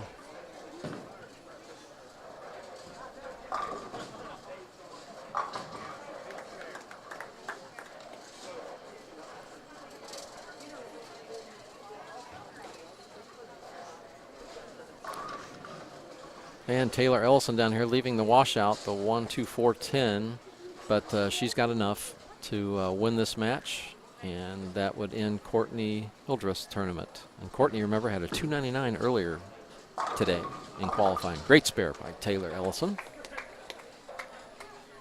Well, Mike, I'm going to try to get a word in here with Jacqueline real quick. Jacqueline, you lose your first match. It looked like 207 to 184, and now you've shot back-to-back 258 games here in the losers bracket. What are you doing that's been different from the first match? And obviously you're throwing a lot of strikes. Well, I'm very stubborn when it comes to moving, my feet left and right. And I knew when I bowled my 184, I had to move. So my last shot of that game, I did move 2 boards right, and I've stayed with that. I'm staying with the same ball, just making repetitive shots, making my spares, keeping a positive mindset, don't lose. But that's what's gotten me through these last 2 games. Well, anytime you can shoot 258, obviously the arm swing and the pin reaction is in your favor. You're hoping to keep that momentum going as you move on. Yes, just make good shots, cover your spares, follow through, backswing, everything. Keep it, don't rush. I did rush one of these shots. Came back, regrouped, make a better shot. I do like the pin carry, though. All right, best of luck. Thank you so much. All right, Mike, you remember when we talked about like Kevin McCune the one year got beat early and then got on a big-time roll with big scores. Jacqueline Rhoda back-to-back 258 games. We might be seeing more of her as we progress with this tournament. 250, it's working, whatever she's doing, making some great shots, obviously. Okay, we're at Samantha New and Faith Hall. Faith Hall going up in the 10th frame now with a 3-pin lead. Going high, leaving just the 3. Samantha New, she can win this match in the 10th frame no matter what Faith Hall does with a spare.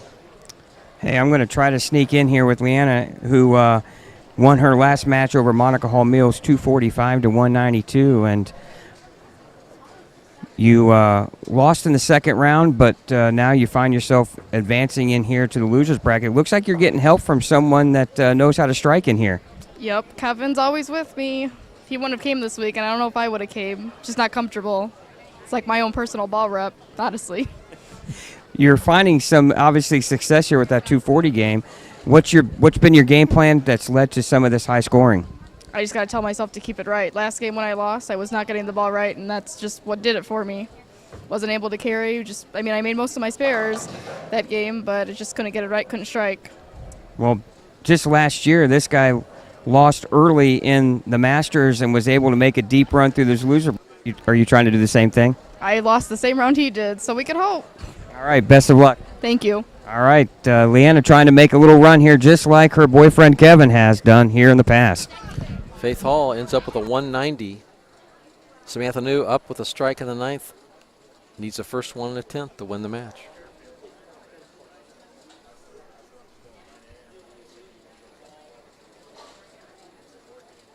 She's the last one bowling in this round.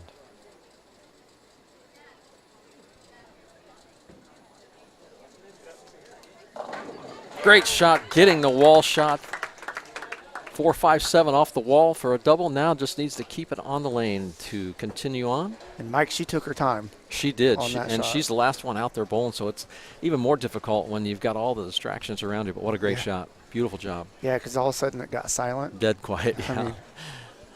That sneaks up on you, too, when you're out there. I'm sure, when you're not expecting Yeah, it. great shot, though. Just keep it on the lane.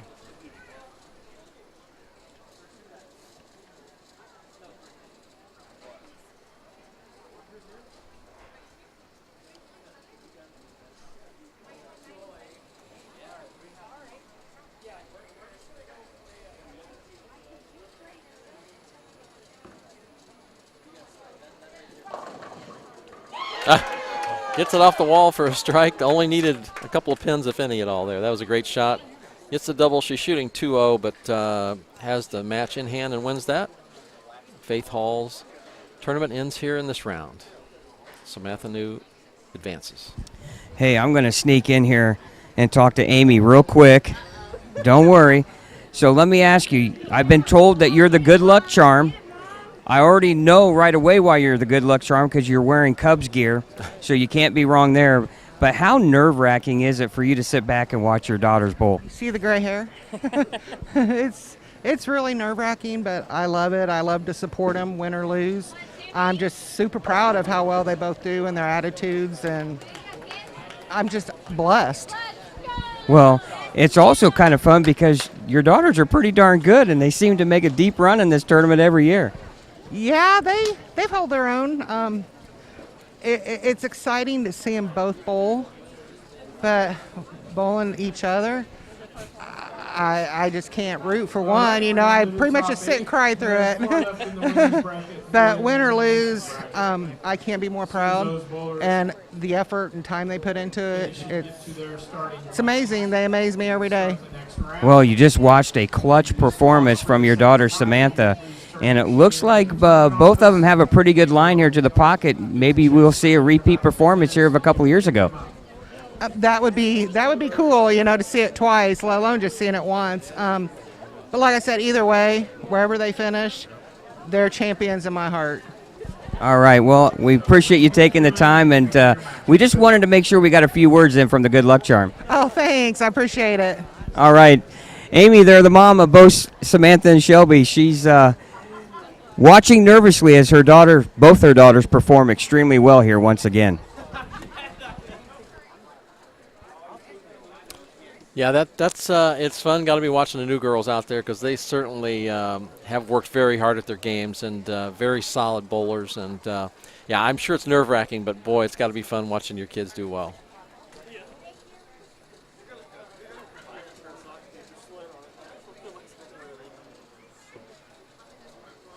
Starting the next round right here, first frame.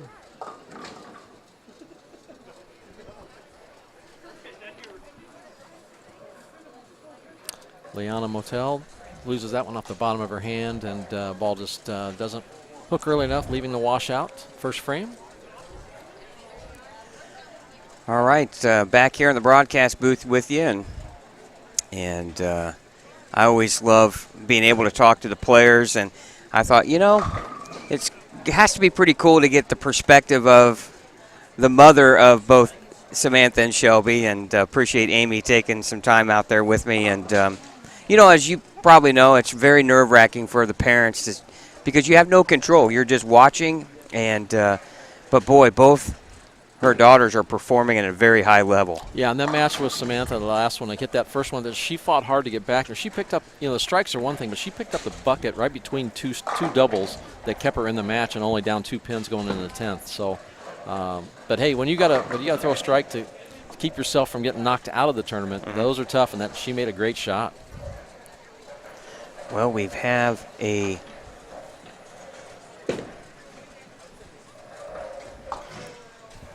winner's bracket match here between Erin Jones and Jennifer Thompson here on 5 and 6. And Shelby New and Tammy Marqua are all the way down on 13 and 14, I believe. And Tammy Marqua started with a strike, and so does Shelby New, it looks like. So they certainly haven't missed a beat sitting there for, 15, 20 minutes or so. And because no practice balls will start each round, so even if you've been sitting out, you still got to start. Well, we're down to 8 bowlers. 4 in the winner's bracket, 4 in the loser's bracket. After this match, the winners will get another bye, and the losers will bowl, and we'll drop 2 more. So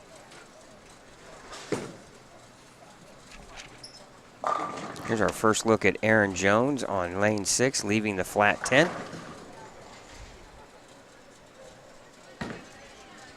One thing I will say, Mike, watching, that ball comes in light. Yeah. That was a interesting leave, the 2-5-10. Tammy's got a very deep knee bend, which is impressive because that's one thing I've lost as I've gotten older. You feel that, yeah. Yeah, I can't quite get down at the foul line like I used to. And that's important to be solid at the line like that with the knee. If you have any weakness there, that's going to show. Oh, great run at that spare. Followed up, so you see it off the very far right of your screen. That was Tammy Marqua. Well, it's going to be interesting, too. I was trying to look at the bracket to see how things would line up. And we have a bracket here the size of a postage stamp, so you'll need a magnifying glass to see that. At least I do. Anyway. I know, I don't know about you, but yeah, absolutely. And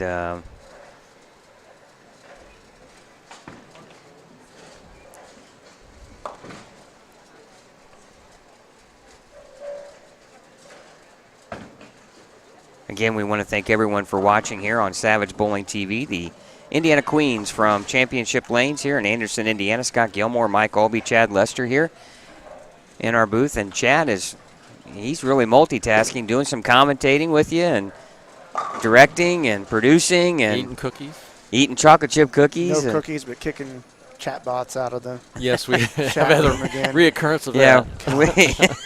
Yeah, we apologize about that. And I was sitting here just looking at the chat, and I'm like, oh yeah, some interesting stuff here. Yeah. Oh boy. They're quite persistent in that, aren't they? Wow. Yeah, they just don't understand when you're not wanted. Yeah. Well, they've been reported, so it's only a matter of time before there we go. All right, Jennifer Thompson here on the left. Ooh, nice shot for a double. Beautiful shot.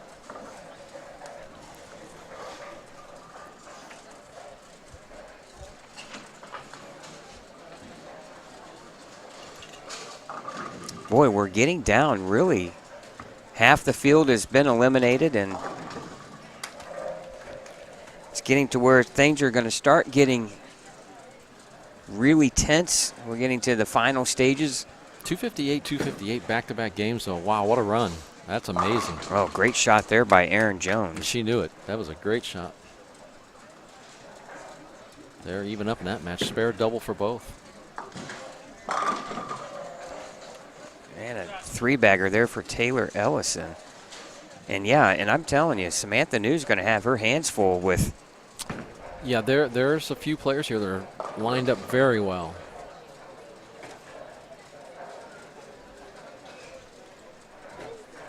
Yeah, Jacqueline Roto, Oh, wow. Yeah, what a run. 258, 258. Yeah. Boy, I mean, you haven't missed much at all. And the interesting thing, too, Mike, is she stayed on that end of the house where she shot those big scores. sometimes in this tournament you could be a 1 in the house and have to all of a sudden go down to the extreme far end. Those are hard for one another, and this house plays different Yeah. in those sections.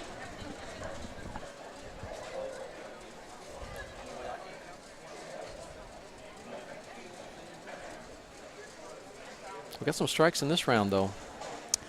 Yeah, Taylor Ellison with spare 3-bagger, and now Lena Motel is down 31, down 31, excuse me. She can cut it to 21 with the strike here in the 5th, which would be her 3rd in a row. Oh, nice shot. A little late. Yeah, flat 10. Oh, great shot from Jennifer Thompson. Beautiful shot. Great angle she's got working there. Great shot. Ties the match up. And, boy, we got a lot of strikes here coming around. It looks like Shelby New with the front 4. That's a surprise, isn't it? Yeah. And, boy, and I'm looking. I see some red circles there by Tammy Markwa. Yeah, you're into a couple of bad shots there, yeah. So you're probably thinking right now she's already down 40-plus pins to Shelby just after 4 frames. Make it 5. Wow. 5 no-doubters. Yeah, great shot. Wow.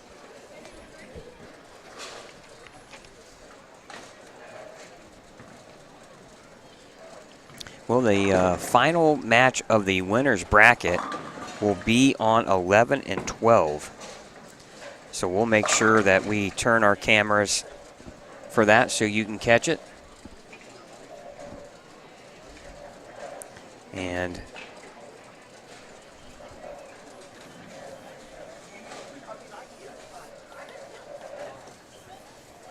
the finals of the loser's bracket will be on 7 and 8.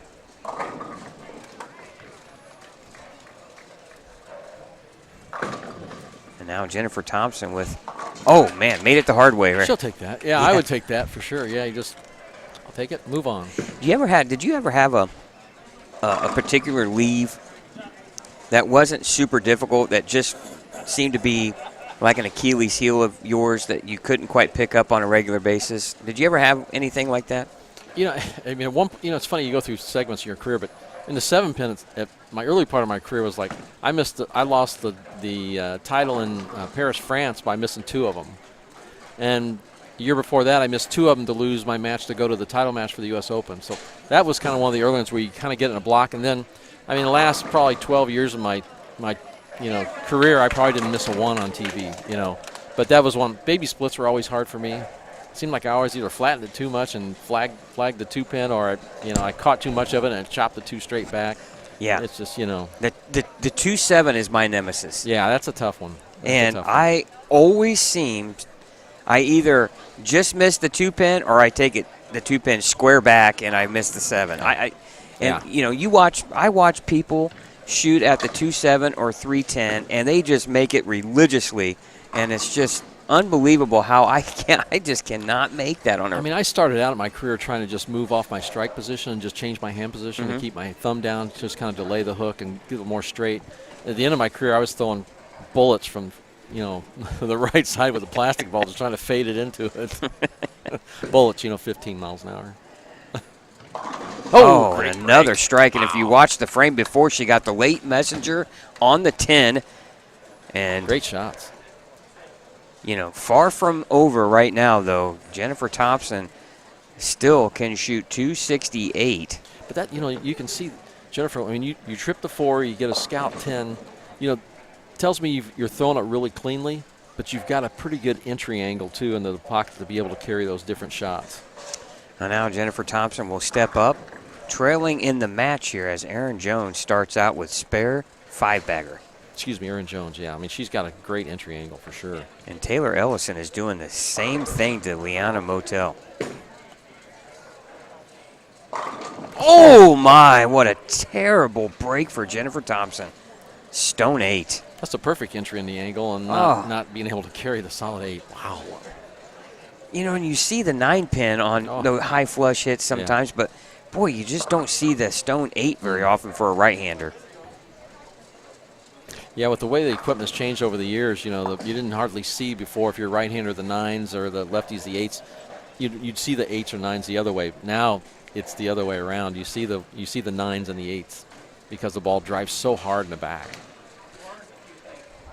Did you see a lot of 7-10s back in your heydays too as It well? really depend the angles in times you were playing, but yeah, there was a ton of 7-10s because the guys on tour could bring the ball back from so far and have such a steep angle that it's just some places were tougher on it than others. Leave the 7-10. And what a big mistake that was for Jennifer. She misses the 8-pin. Yeah, those are tough. I mean, those are ones you just gotta. It's tough not to have a little bit of breakdown, mentally, just not thinking because you'd like seeing that ball strike. But you always got to settle down and make your spares and not let them get away. Taylor Ellison with another strike in the 8th, and she has pretty well ended that match.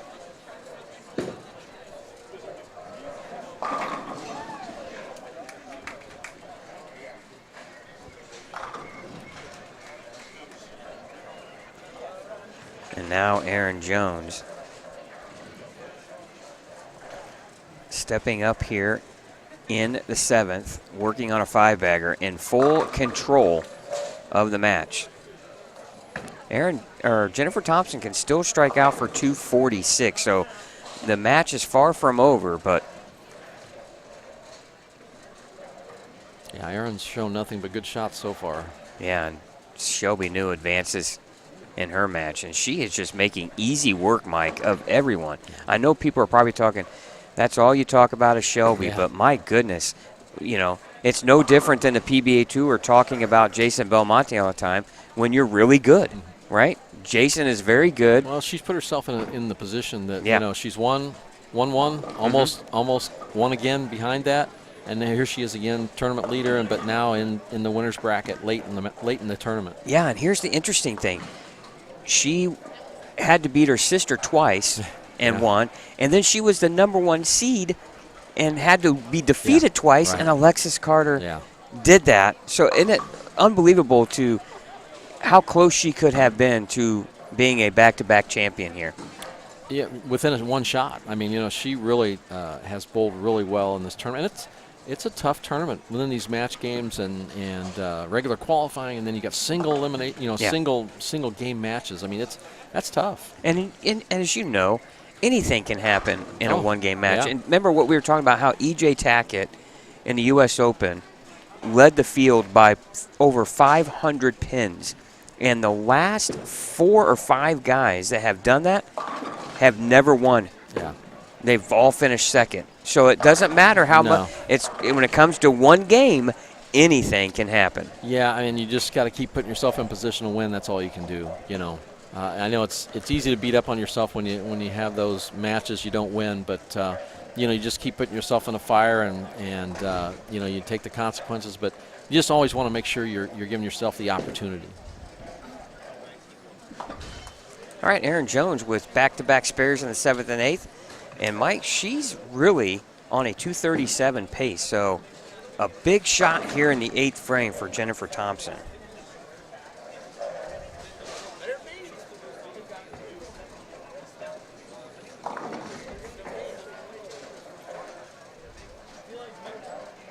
Taylor Ellison keeping her string alive. Gets the first one in the 10th over here. Spare 9-bagger. She's really making it look easy right now. Yeah, that last shot, that 5-pin shot out of there. Now here's a big shot on lane 6. Oh, beautiful shot. Mike, how big would that 8-pin been? Has it gone down? Thing. Yeah, I was thinking the same thing. I mean, let alone missing it. If it went down. It's a totally different match. Yeah. And it was the same shot that just struck. It was in the same zone. Well, she's down 21. She can cut that to 11 with a strike here in the 9th. And what that'll tell Erin Jones is that Jennifer Thompson is not going away, and that's going to force Erin to show up here in the 9th and 10th frames. Wow, 290 here for Taylor Ellison. Oh, 289. That's the second biggest game we've seen today here. Great shots. Wow. And I'm telling you, these ladies throw it well, and when you give them a scoring pattern, they can put the numbers up. Oh, yeah, it's great shots by Taylor Ellison. 289. Boy. Take that one anytime. Oh, yeah, I think you're winning every match. I'll take my chances. Well, and that was a big 10-pin there for Jennifer Thompson. Yeah, ninth frame, boy, you'd like to have that one. You know, if she makes this spare, Mike, and strikes out, she still forces Erin to throw to mark both in the 9th and 10th frames. With count, yeah, to hold the count. She's only 2 pins behind in count. Oh, that's trouble. Oof. Boy, it looked left off her hand. Yeah. When you stand at the foul line, you wait till it hits the pin. Yeah, you're not sure on that one. That's the way I agree. That's what I've been doing, waiting to hold on for that one. How big was that 8-pin in the 6th? Yeah.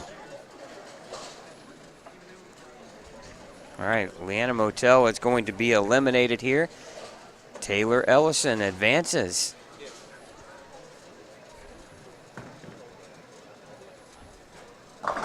Good weekend, though, for Leanna. And, yeah, it's a tough one to beat, that 289. 9th frame here for Erin Jones. That's needs to come back. Oh, and it does. Light mixer. Now she just needs a mark here in the 10th frame to advance. Yeah, the strike of the 9th is big because it holds the count for you. So you got a little bit of leeway the first ball in the 10th that you won't lose any count with. So still, anything can happen.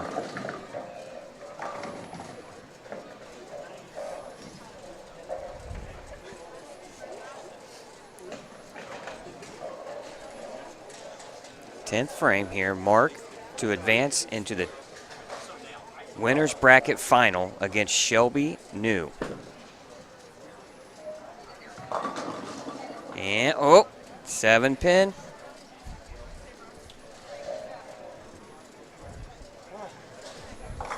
They're back.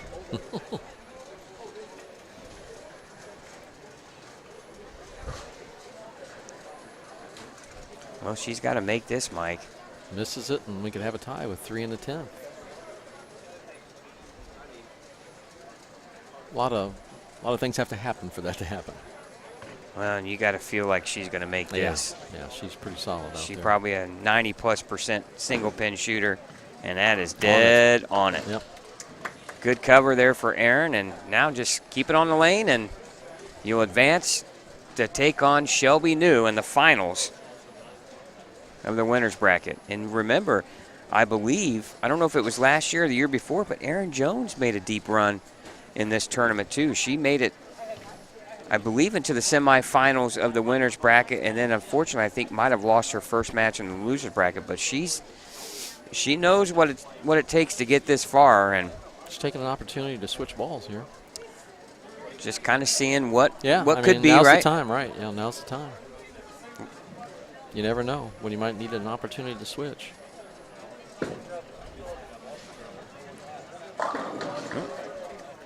Solid 10. Solid pocket hit for Erin, and she will shoot 236, and she will take out Jennifer Thompson. You know, and here's the tough part. If she makes that 8-pin, she could strike out to tie. Yeah. And Kyle Troop said it best in his Players' Championship match on television, where he had like 3 open frames, and the first thing he told Kimberly Pressler was, kids, make your spares. And that's what it's about. Sometimes it's not as exciting as those big strike balls, but boy, it certainly is important. Well, and I guess the equivalent to golf would be strikes for show, spares for dough, right? Yeah. And still a great weekend for Jennifer Thompson. And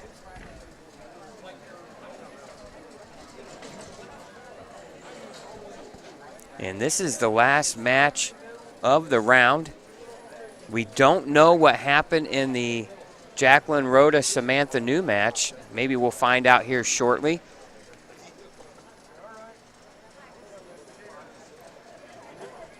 Jacqueline still had her bowling shoes on as she walked by us here in the background. It's another strike for Jennifer Thompson. Yeah, and I'm trying to see if Samantha's putting her shoes on or what. Yeah, they bowled way 17 and 18. down on 17 and 18. hard for us to see there.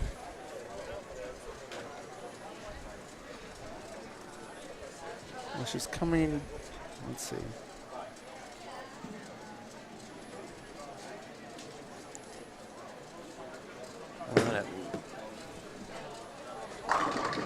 And a 10-pin finish and an unfortunate set of circumstances there for Jennifer, but a great tournament nonetheless for her.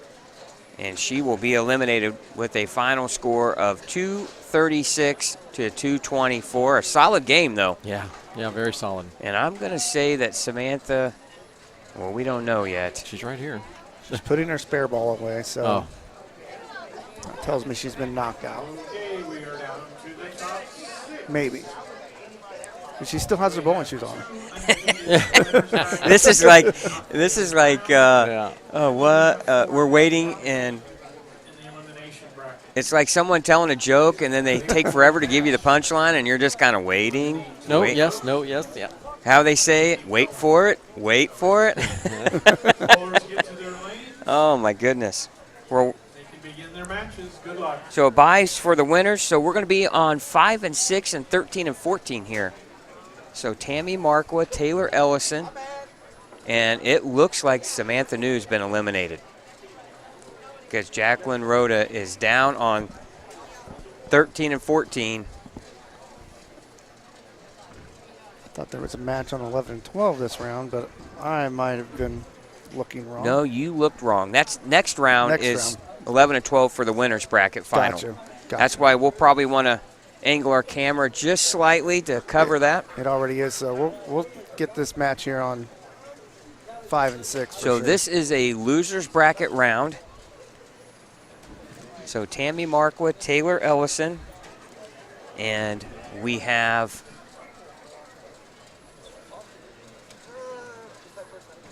Jacqueline Rhoda, and it'll be Jennifer Thompson. So Jennifer Thompson's still alive here. And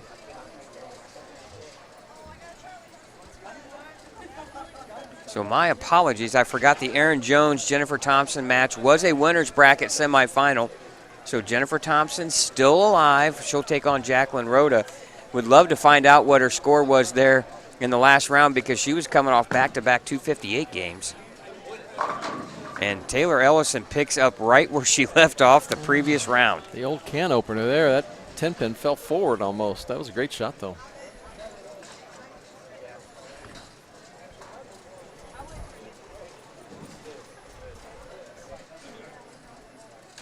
And we are getting so close, Mike, to the championship match. Yeah, the picture's becoming pretty clear. And I might sound like a broken record, but I have a feeling Shelby New is going to have a lot to say about who wins this tournament. Yeah, I mean, at this point, you don't really see, somebody taking it from her unless she gives them a little help. I mean, unless she makes a couple mistakes because, right now, I mean, there's still, although everybody that's still in it has had some pretty good games, so everybody can win. But when they seem to bowl Shelby, like you said, they kind of get that little worried about it or a little nervous about it. Well, a little tidbit about Aaron Jones is she's originally from Crawfordsville, Indiana, and she bowled and was coached by Gary Ness at your facility at Arrowhead Bowl. Gary's a great coach and retired recently, but yeah, good guy, good bowler himself. Has a national championship. Yeah, he's got an eagle. Yeah. From, I believe, 2004, if I remember correctly. I think that's Billings, Montana's year. Yeah, great team win. Well, when it comes to the state of Indiana bowling, his group of 5 guys have won a bunch of state titles. You're talking about Dave Hurt, Terry Clayton, Aaron McCormick, Steve Hartman, and Gary Ness. They won the Eagle in Billings, Montana the year out there. And they've got, I believe, several of them have multiple state titles in singles and team event and all events. And quite an accomplished group. And I believe, Chad, you're always remember a lot more than I do in certain things, but I believe Terry Clayton has a regional title, too, to his name. I believe so. I think Terry was pretty solid as well in the MBAs, the Midwest Bowling Association. Right, he was quite prolific there as well, I think. One of the good guys. Yeah, one of the nicer guys you'll ever meet. Still throws it good. Yeah, in our area, that's a great generation of players right there. It's everybody we looked up to as kids. Absolutely. You know? I could name a bunch of them. The late Gary Cook, the son of Bob Cook, who, to be honest with you, when it comes to the state of Indiana, Bob Cook was about as good as they got back in the 50s and 60s. And Tammy Markwa with a spare strike start. Taylor Ellison looking to match her here in the third.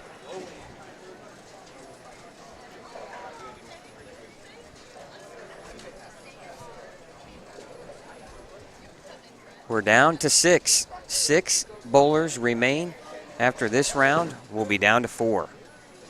Oh, beautiful shot there from Taylor Ellison. And over to my right, Jacqueline Rhoda strikes in the second.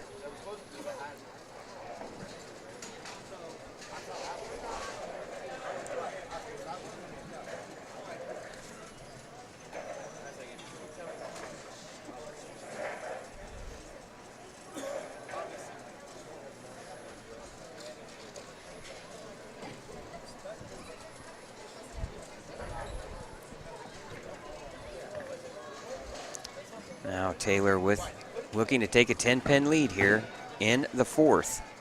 Great shot. That's when you know you're putting a good touch on the ball. Yeah, the ball's doing all the work there, nice and smooth, keeps it right on line. Strips them all out of there on a wall shot. Great shot for a double. Jennifer Thompson looks like left the 2-5 over here on lane 13. She struck in the first, so she's looking to keep that match all even. Oh, solid 10 for Tammy. She liked it. Yes, she did. That was a good shot. Good spare there for Jennifer. Of course, Aaron and Shelby can warm up on lanes 1 and 2. Shelby throwing a few shots to stay loose. You know, it's cool down on this end, so it's important to stay loose from that standpoint, especially when you get to our age.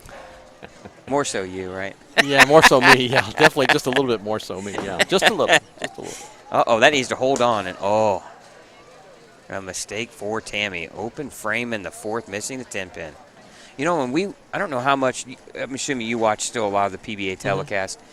A lot of single pin misses there on the last few shows that they've had by a lot of good bowlers, and that's so surprising to see, isn't it? Yeah, it really is, because they all change equipment and throw it hard and straight, but most of those times are just mental errors, and a lot of times it's, especially you look at the U.S. Open show. I mean, that one was, you're working so hard trying to figure out each lane, you kind of get ahead of yourself and don't kind of keep going on the spares. Yeah, lapse of focus. Yeah, it's very easy to do, especially like I said when they're struggling with that one lane. Oh, a double there for Jacqueline. And another mistake from Tammy, the 4-6. And Yeah, just got that one left. And looked like I was going to drive the 4 out, but boy, the 4 and the 6. You could shoot at this 100 times and never come close to making it. I was just looking at the monitor. It shows you how to pick that up. It shows it sliding it straight across. I thought, wow, that's rather, expecting a lot. I've done that once. Have you? And as a youth bowler, I barely hit the 6-pin, and it just kind of fell over sideways. Yeah, and you have a better chance picking the 7-10 up than you do the 4-6. I will have to say I've made the big 4 once, and that was in a PBA regional. And, I had to bounce that out. But, I've made the 7-10 once in a college tournament. Other than that, I've shot hundreds of 7-10s. Yeah, I was going to say, yeah. It's almost a fluky kind of thing. Yeah, I'm not sure you go after it expecting to pick it up. Oh, a bucket right after a double. And I look over to my right, and Jacqueline Rhoda leaves a 10-pin and converts.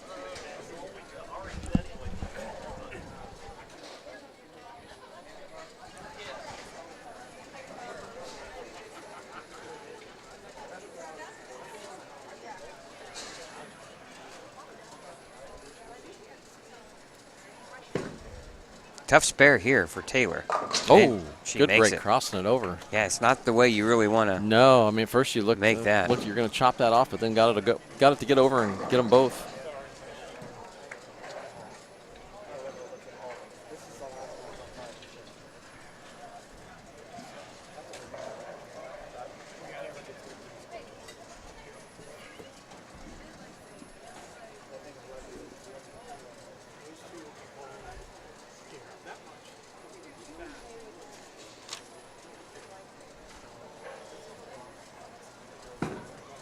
That's right. Almost left a bucket again. Fortunately, just a 2-pin. Yeah, breaks it down. That's a good break. Extra 3 pins and count on that. Absolutely. Shot.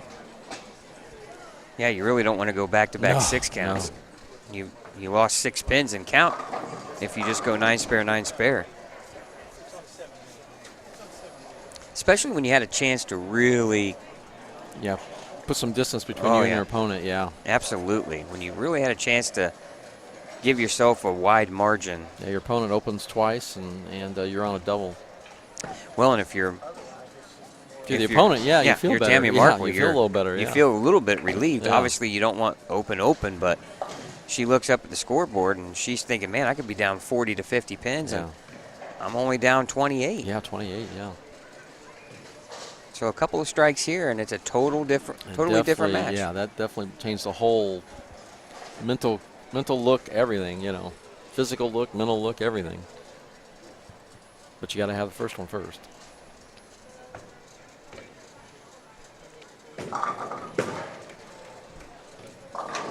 Comes in Good light. shot. Hit him thin, watch him spin, they say, right? Good shot. Got that first one.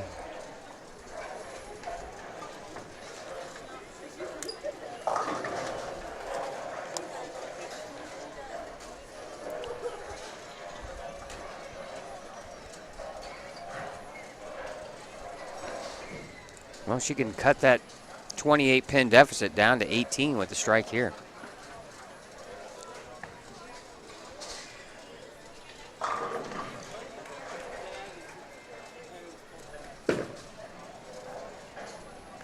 And she does. That was a pretty good shot there. And with that, she's kind of put a little more pressure now back on Taylor. Yeah, you got to think now, especially after you come up light. So now you got to be careful not to square up a little too much and put one right through the nose. And if you're Taylor, you're like, okay, a couple of loose Still got- shots here. I know how to hit the pocket. Make a good pitch here on lane 7, on lane 6 here in the 7th frame. That's left. Oh, wow. And That's the lane to do it, though, I think. If you're going to get it in, that lane seems to be one that'll definitely push it back to the right a little bit. But here we are. Now she's got that tough spare again, the 2-4-5. Well, Mike, and that ball, it looked like she set it in, and the ball actually It backed faded up off, a little bit. Faded off, yeah. Yeah, I think you can only do that on the right lane because I think that left lane is going to be a little sharper on the back and take you right through the nose. Well, what's the move for her now off of that shot right there? Because now that's got to hurry. Yeah, trouble. I think you notice the last 3 or 4 shots, everything's left to target. So I think she's just, when you're doing left to target, more times you're looking up too soon because you want to see where the ball's going to go. So when you look up too early, you hit it or hit inside your target. So I think she just needs to watch that target a little better, all the way through till you see your ball roll by it. That'll get your arm swing back straight out in front of you and give your ball a chance to strike.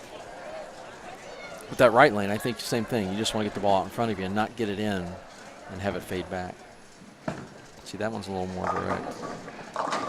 Well, hits light, leaves the 7-pin. And just happened to look over, and it looks like Jacqueline Rhoda now with a double, or a 3-bagger actually, right after Jennifer Thompson doubles here in what looks like the 6th and 7th frame. So it looks like Jacqueline here stepping up in the 8th frame and has what looks to be about a 20-pin lead maybe in the match. 220 pace, but she's got 260 left.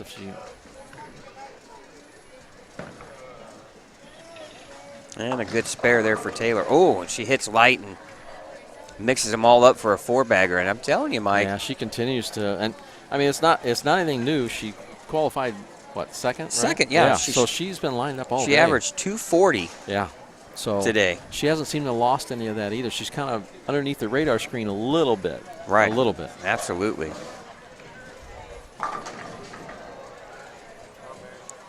Just happened to look outside, and I'm like, man, it's dark out. It is dark, yeah. I didn't, now you feel like, man, have I been here that long? We have, that's left. Will it hold? Oh, and That's it does. that right lane. It wants to hold all the way down the lane. I'm not sure I want to try that on any other lane in the building from what I've seen so far, but that right lane will definitely push. Well, obviously, Taylor's got to make some type of adjustment on the right lane. And she's going to finish on the left. How big is that in this match? Well, right now, Tammy, after back-to-back opens, has righted the ship with 3 in a row in frames 6, 7, and 8. 9th frame.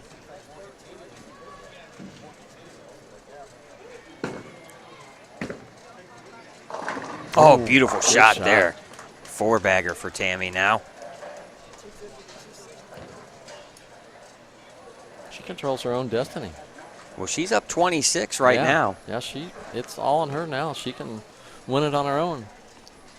181, the max score for Taylor Ellison. But before we get to that, she needs one right here. Comes in light. Oh, trips the big shot. 5-7. Big shot. I'm looking over here, and I see a bunch of strikes in the Jacqueline Rhoda Jennifer Thompson match. Jacqueline right now with 5 in a row. Jennifer has 4. Frames 5 through 9. And I'm guessing right now with the first one in the 10th, she could pretty much close out the match. 10th frame, left lane. Oh, beautiful shot, Mike. No doubt there. And she is on a roll. Light mixer. Big Brooklyn crossover. strike. That was a huge crossover for Taylor. Oh, my goodness. Sometimes I realize, too, we are directly behind the players, so. And a couple of big shots for both matches that are going on here in the losers bracket. But, ladies and gentlemen, Jacqueline Rhoda might be one to look out for here, as she has got everything rolling her way right now.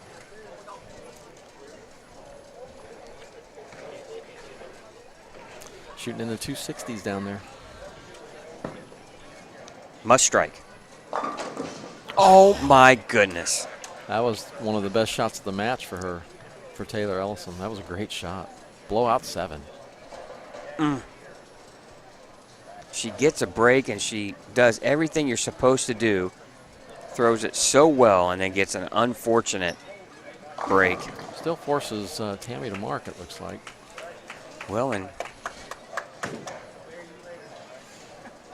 she's actually has yet to miss the pocket, Mike, on the right lane. Her one big mistake was on the left lane where she left the 4-6 and it crept up high. Yeah. However, this lane pushes. It's so easy to leave a washout split or whatever. Yeah. She's got to throw a precise shot here in the 10th. This is for the match. Mark will win it. Takes a deep breath.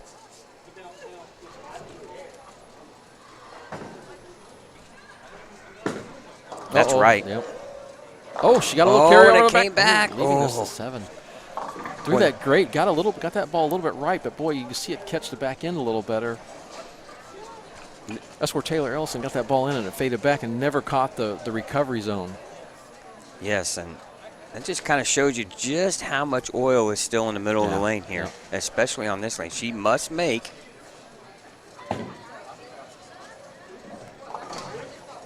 to advance. And she makes it. And Tammy Markwa with any type of pin count right here, Mike. She needs 5 pins, half the rack. You throwing it right down the middle? Or are you just going to throw your strike ball? Yeah, well, it depends where you're playing on the lane.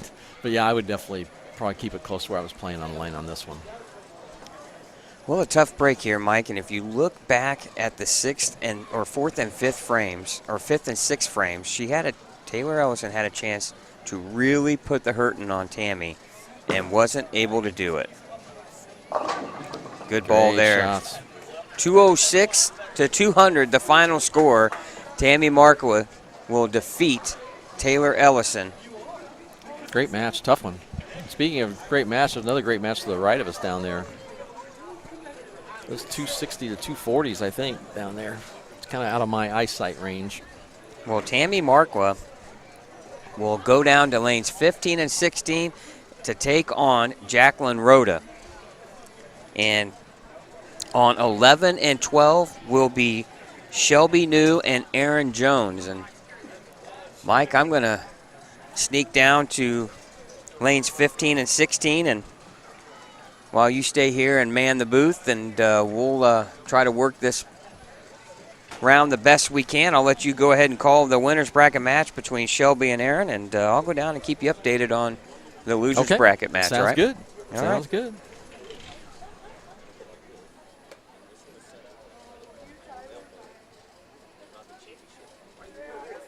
Down to just 4. We're down to 4 bowlers. And we'll lose another one after this match. No practice balls when they start out, so just right into scoring.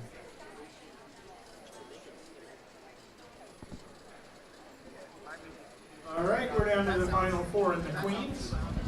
Down on 15 and 16, we will have Jacqueline Rhoda taking on Tammy Markwa. And Mike, Final of the eliminations. now you're getting into what we would call the money rounds, right? Where as a player, you know you are oh so close to bowl for that title match. And especially if you're Aaron Jones and Shelby New, there is so much riding on their match, because if you win, you go right into the finals and they have to beat you twice. Yeah, exactly. If you lose, you have 2 more matches yet before you get in. Yeah, this is one of the biggest matches there is, let alone the title match. But this one, like you said, this one gets you to where you've got some room for error. And these 2 girls are lined up, too, so this will be a good match.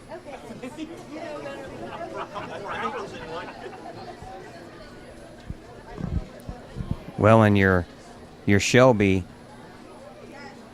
you've been there before. The last 2 years, you know what it takes to win, so you got to feel the slight edge goes to her. They've been sitting, though, so it's been a little while. So that kind of explains the 3-6. I mean, it's just, they've been sitting for a little while, and it's, it's cool in here, so you got to get warmed up, but it's tough to get warmed up. First shot, just come out of this with a spare, and then take it to the next frame. But if you're Aaron Jones, I'm sure she knows, but she's not paying too much attention about what she thinks she's going to have to score in order to beat Shelby, but she knows she's going to have to bowl a good game. Yeah, I would think so, and you just gotta go out there and worry about yourself when it gets down to this. When it's just you and the 2 of you in the winner's bracket.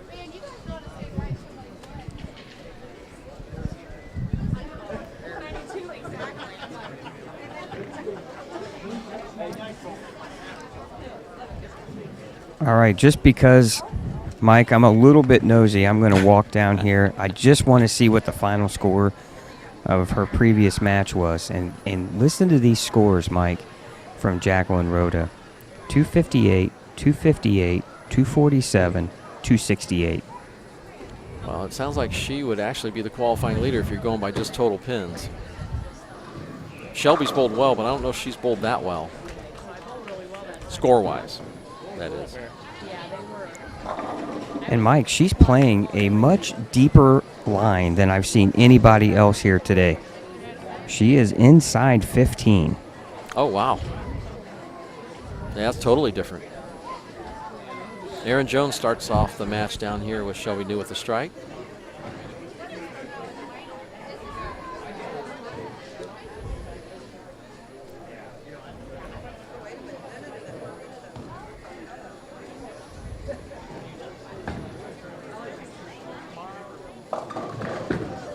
Aaron Jones left off her hand and leaving the 4-6-7 in the second frame. Tammy Markwa came in light and just left the washout split, the 1-2-4-10, right after Jacqueline strikes in the first ball.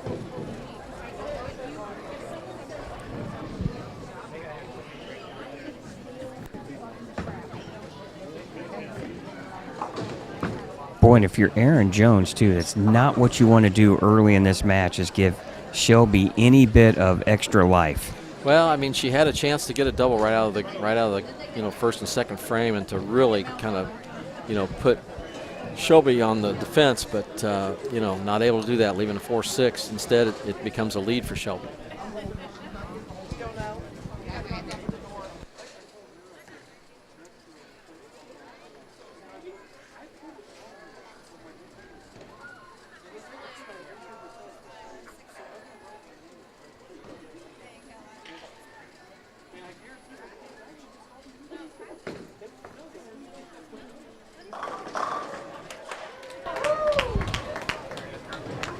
Well, and we almost simultaneously had a strike there. Yeah, I was amazed that they were both going up at the same time. And there is, was it one pair difference? But still, you can see when you're that close, you can see somebody out of the corner of your eye. At least I could see him out of the corner of my eye. Yeah, and I was surprised, too, because there's only 2 matches going.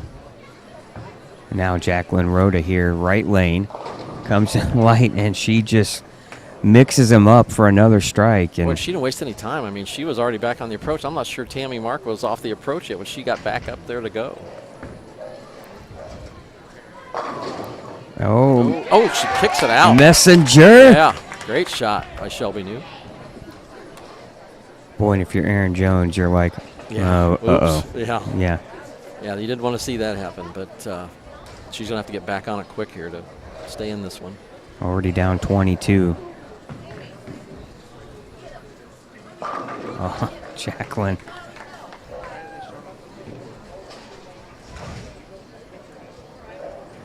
With an absolutely beautiful shot there, Mike. She's got front 3. Oh, kicks the 10 out. Aaron Jones kind of blows the rack, but kicks the 10. You had to figure there 7-10 would have been devastating. And Tammy back after the open doubles. She kind of lets Jacqueline know she's not going away.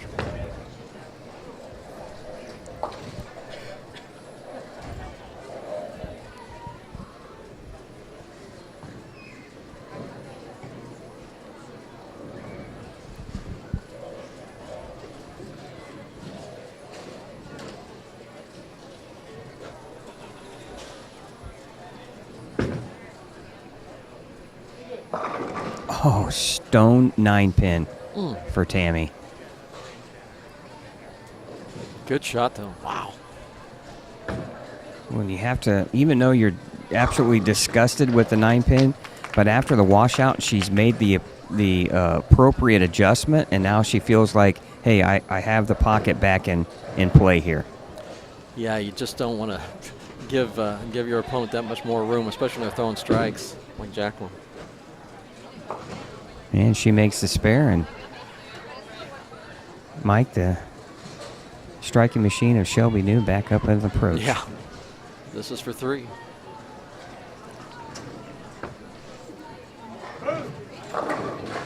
Oh, leaving only a 7 off the wall. Good shot. A lot of speed, though. A lot of ball speed. Ooh, and the first mistake here for Jacqueline. Fortunate to leave just the 2-4-8. That could have easily been the 2-4-8-10.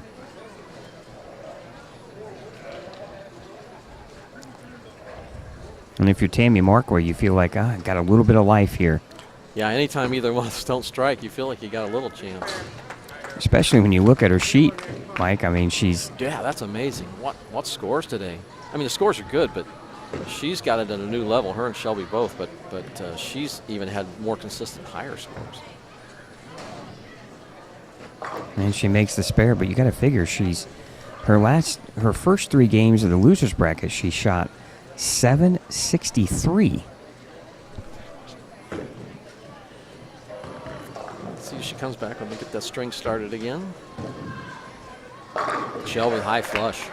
And right now, no one really, Mike, is bowling better than Jacqueline Rhoda. She's averaging 250 her last 4 games.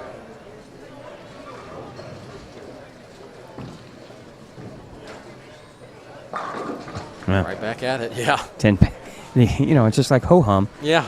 Right? no pressure whatsoever. And now Erin Jones here, big shot for her. Big double here. Got a chance to pick up a few here.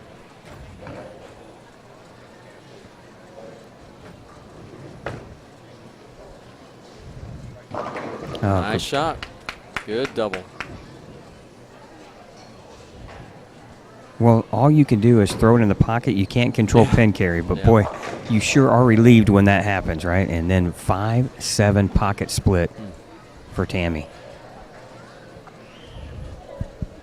And Tammy is at least probably 7 boards, maybe 8 boards right of Jacqueline. And it looks like we have a ball call here for 11 and 12, and Tammy opens in the 5th. And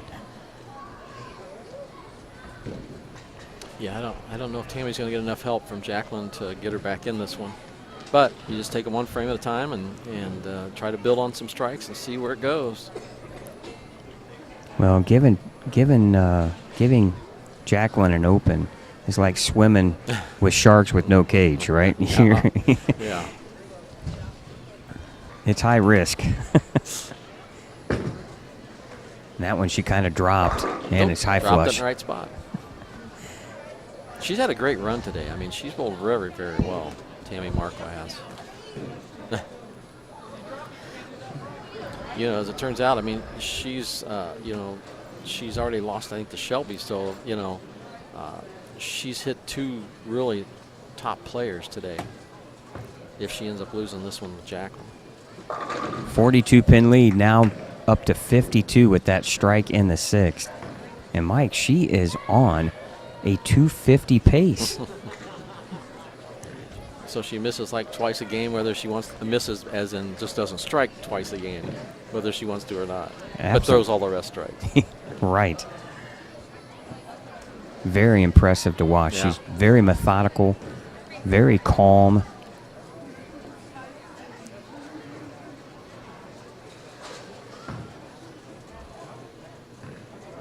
And another strike. It's like wash, rinse, and repeat, right? Yeah, you watch her from the side. Yeah, it's just amazing.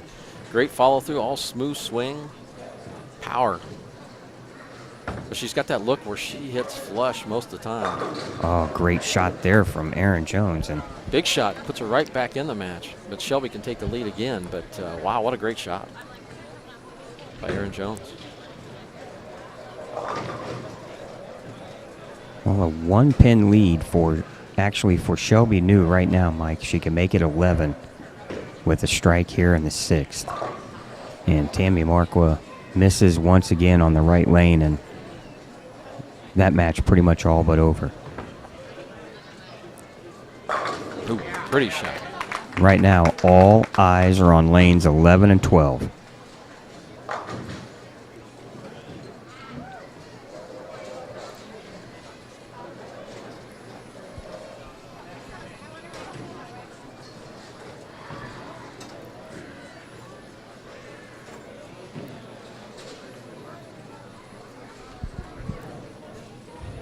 Can take a 21-pin lead here with a strike in the 7th.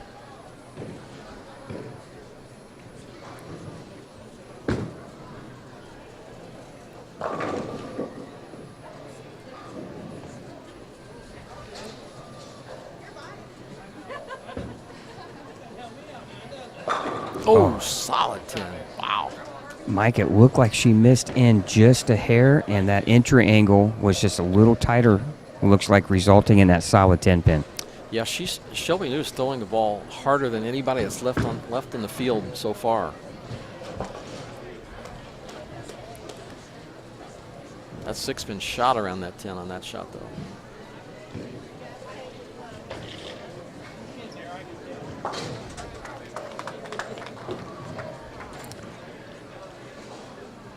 Erin Jones has got a chance here if she can put a couple together.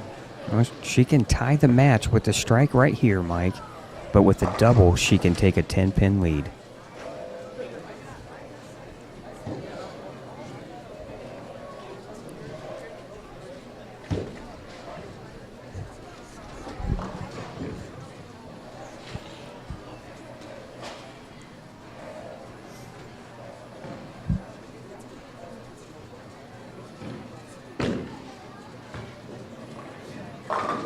Oh, gorgeous shot right there, Mike. Beautiful. 10 back. This is a big one here, this shot. This really gives her a chance to get a leg up a bit.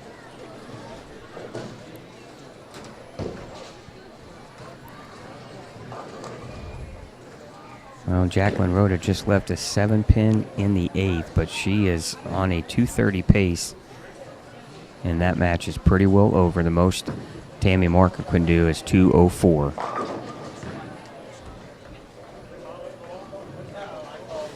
And here's the consolation prize in lanes 11 and 12. You get Jacqueline Rhoda. Yeah.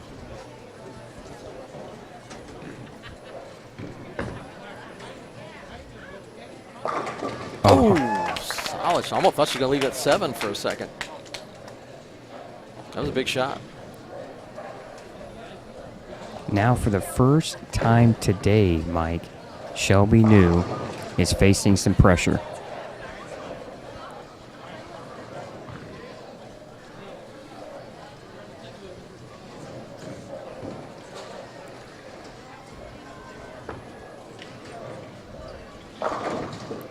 Oh, flat 10.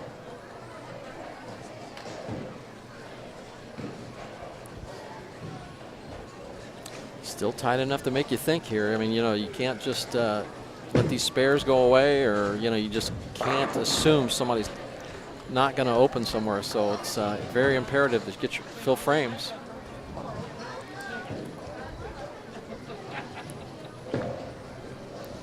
And good cover there. Still, Mike, she can shoot 237. And right now, that's the pace that Erin Jones is on. We still have a great chance for a tie.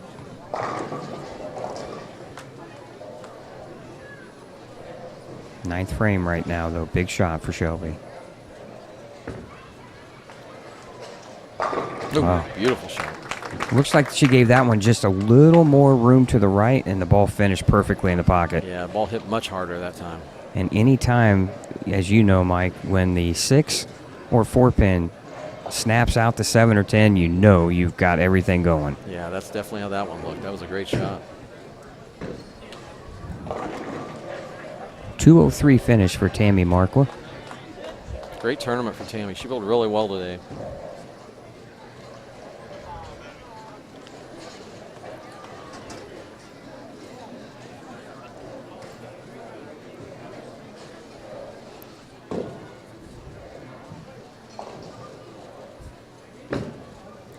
Good shot. Oh. Mixes him up. That was a huge 9th frame right there. Well, a strike wins the match here for Erin Jones and advances her to the championship match here.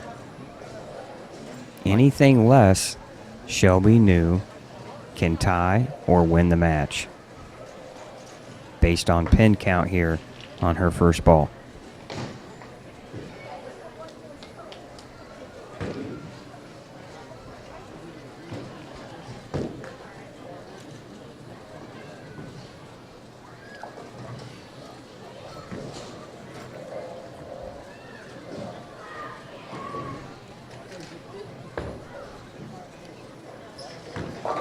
Wow. Oh, and that's going to do it. What a shot by Erin Jones. That puts her in the 240s, Mike. Wow, what a comeback. After the open frame in the second where she left the, I believe it was the 4-6-7, right? It was, yes. And then left, I believe, a flat 10 pin, if I remember correctly, and now all of a sudden has run 7 in a row. I'll tell you, the final 3 bowlers left, I mean, I think that we aren't going to find a stronger 3 than we've seen, that we're going to see right now. Wow.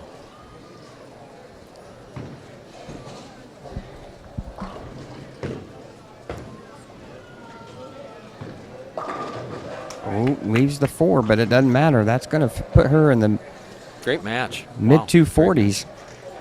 I believe if she makes this, she'll shoot 240. Yep, 247. Most Shelby New can shoot is 237. So we're going to have an absolute blockbuster of a final in the loser's bracket, Mike. And Aaron Jones is one game away from claiming the Queens. Not only that, whoever joins Aaron in the finals, that's going to be a great match too. Yeah, we're set up here. Yeah. Whatever happens, both these matches are going to be great. Well, and Jacqueline Rhoda is coming off her worst game in the losers bracket, which happens to be 232. So, Jacqueline Rhoda, I'm telling you, I would not want to have to face her here in the finals of the losers bracket. Yeah, she's done nothing. I mean, all three girls that we've got left over, I mean, every pair they've went to, they've seemed to have been lined up. So, they've had not lined up but just hitting the pocket. They've been scoring and hitting the pocket. So, yeah, it's going to be a great shootout here to the end.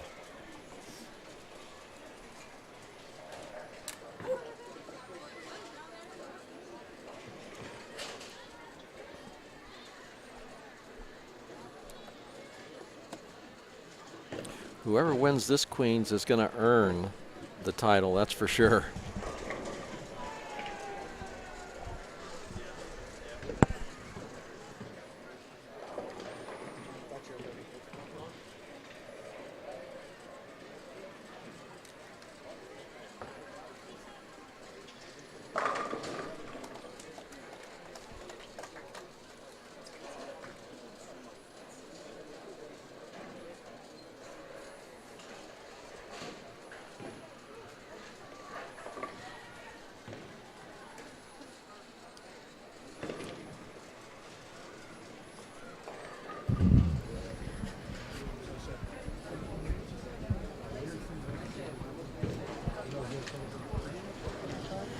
All right.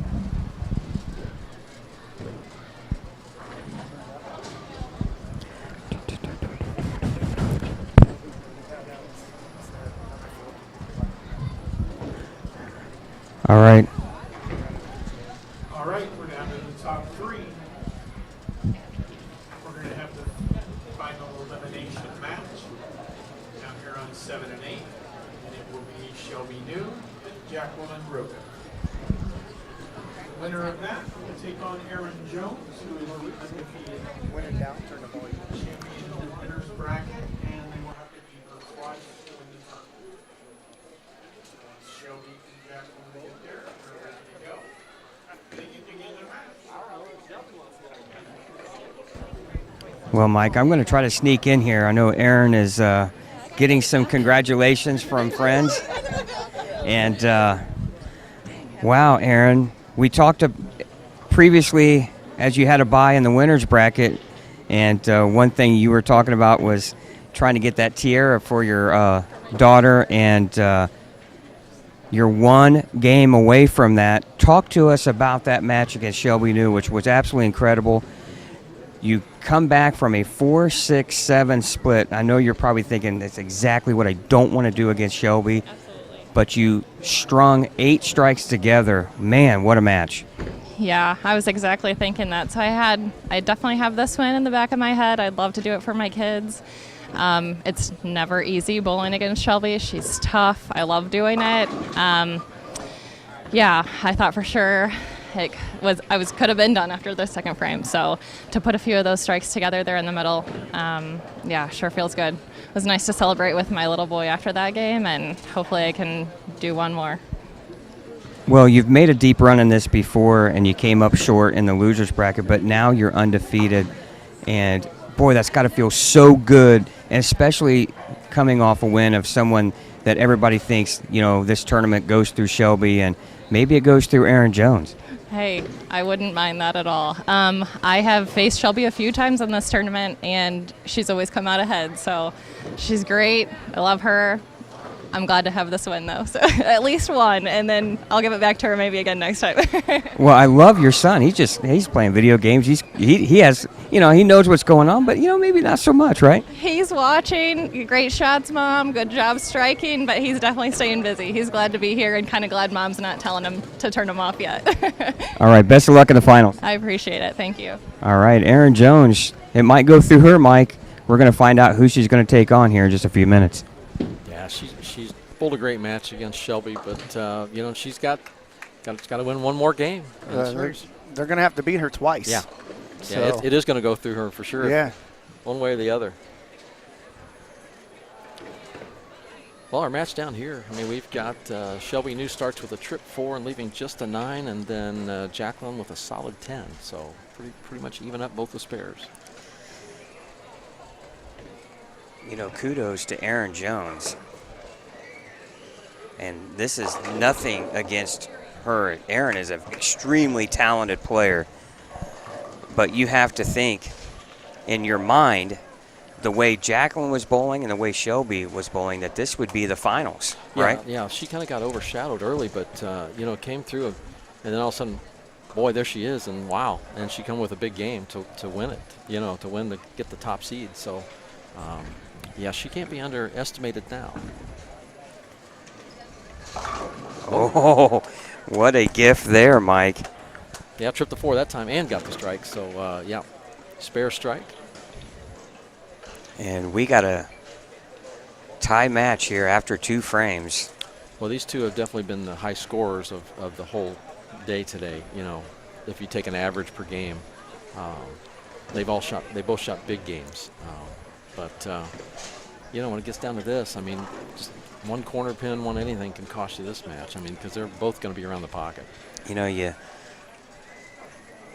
have like Dick Vitale, you know, and obviously we wish Dick the best as he's fighting cancer, but he's infamous for saying, man, I get paid to watch college basketball, and I almost feel like right now, you know, we're getting paid to sit here and watch some incredible bowling by some extremely talented women. Well, this is the best of the best in the state, it looks like today. I mean, for sure, and if not at all time. You know, I mean, we're seeing some great physical games, and just, boy, they're striking. Well, Jacqueline Rhoda now here in the 3rd. Needs to match Shelby here. Ooh, she comes in light. Now, Mike, here's the interesting thing, is Jacqueline has bowled all of her games, all 5 games, down on the higher end of the house. It's a little more friction. Now she's coming down to bowl Shelby here on 7 and 8. And Shelby's bowled quite a few games down here. Got to think that that's going to give her Shelby a slight edge, right? The edge, too, is the fact that they both have different angles. You know, Jacqueline's in deeper and trying to bring the ball back from a little farther out, where, you know, Shelby's more on line and keeps it more down the lane. So I think that's the biggest difference. But, you know, Jacqueline had a solid 10 on that lane last time. That one just kind of leaked to the right on her, a little too far down the lane. But the same way as with Erin Jones, you don't want to let Shelby get too far out in front here. Right. Championship pair will be on 9 and 10. The winner of this match will face Erin Jones for the title. Ball comes in light again, Mike, and you know, you have a little more friction on the outer part of the lane down on the higher end, and you know, maybe that solid 10 might have changed her. You know, it came back, so she's thinking, oh, this is where it's at. You don't know. Now the last 2 have kind of leaked a little farther down the lane. Well, and this is where you can't sit here and not make a move if that's what you need to do. Yeah, and you got to be quick. But you're talking about someone that has averaged almost 250 while she's been in the losers bracket. I know. Her low game was 232, and she really just didn't focus a whole lot in that 10th frame because she had the match won after 8 frames. She could have shot 250 that game. But I think she tried some different things while she was down there, and now Shelby can really take control of the match here early with a strike here in the 4th. Oh, and her first mistake. 2-4-5, tough spare, but she throws pretty hard and straight, so she's pretty good. She's a good spare shooter as well. But Jacqueline's got to like that. She's not going to get too far ahead of her yet. Well, that's going to keep her within less than 10 pins. Shelby with the spare will be down 9. Boy, you know, there's so many ways to miss that. The 2-4-5. Yeah, that certainly looked like it was going to be a tough attempt there. Oh, we've talked about it a lot. It is such a privilege to watch some of these great young talents, and they make it look so easy. And you know, their composure. They might be nervous inside, but you just can't tell that, can you? You cannot. I mean, the releases look the same. I mean, everything looks smooth. There's no, trying to overhit it. It's just doing it the right way. Good comeback for Shelby. All right. With a strike here in the 5th to match Shelby, Jacqueline will only be down 9 pins. She could take a... So first things first, she's just looking to get that pocket back in play, right? She's missed the pocket twice now, being light. She's moved. Oh, great shot, solid 10. Yeah, she moved a little bit to the right on that, got her into the pocket, but solid 10. Ball's just not quite flushing up where before, like you said, it rolled a little earlier in the lane and got it up into the pocket. Well, she just absolutely owned the light mixer. When that ball hit light in her previous matches down the high end, I mean, the pins just went everywhere. That was more what you would say maybe a half pocket hit right there? Yeah, it didn't quite flush up and a little late, just come a little more of a softer 10, right? 6 still got up and around it. I mean, it had plenty of power to strike if it would have kicked it out, but just getting around. That's when they fly a little too high, they go around the neck. And right. Well, we're just halfway done here in this match, and a 10-pin lead for Shelby. And this is the most times in a game since she's lost her first match that she has struck through 5 frames. Oh, beautiful shot there. Good. That ball rolled a little more mid-lane, got up there. That one flushed up, had the right angle going into the pocket. Great shot. I mean, even going into the 10th frame the previous game, she had only missed twice. She hadn't missed more than 3 times in a game, but 1 time until now. Yeah. Incredible. When I looked at her score sheet, 250, 250, 240, 260, I mean, it's no surprise that she's this far in the tournament, right? Now, Shelby New can take a 20-pin lead with a double here in the 6th. Oh, she wasn't sure about that one. That one seemed to go down the lane a little far, a little to the right, but boy, it had no trouble with power. Well, and 2 totally different styles and 2 totally different types of equipment. Jacqueline throwing something much more shiny. Shelby throwing something with a lot more surface. Well, and Shelby's ball speeds are quite different. Shelby's got, a lot more ball speed than Jacqueline does as well. All right, can take a 30-pin lead here with a strike in the 7th. Working on a double. Finals of the losers bracket. Winner will advance to the title match. Oh, beautiful shot. There's no doubt on that shot. Wow, that ball just perfect movement on the back end and high flush. 3 in a row. Yeah, and really, to be honest with you, the first bit of pressure that Jacqueline has faced since she lost her first match. Yeah, she needs to strike now. Yeah. Well, yeah, she's got to stay within arm's length of Shelby. That's got a hook. Oh, it did. Oh, and it did. Barely tilts that 5 out. But I love the read. She quickly moved right to find the friction. Yeah, didn't wait. Didn't wait. And it's worked out well for her. Now she can even the match here. Get it back within 10, with the strike here in the 8th frame. This will tell a big story. This will tell Shelby that she's going to have to continue to throw strikes and great shots here in this match to win.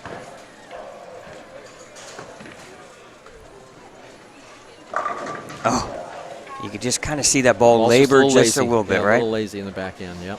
And just not enough to take out the 10-pin. Yeah, Shelby's going to, she controls her destiny for sure. Shelby does. She can just get there and get another one and just kind of mark it out. Well, and Shelby's on a 240 pace, and the most Jacqueline can shoot is 226 with a spare right here and going off the sheet in the 9th and 10th frames. So Shelby in full control here. Still a lot of bowling left.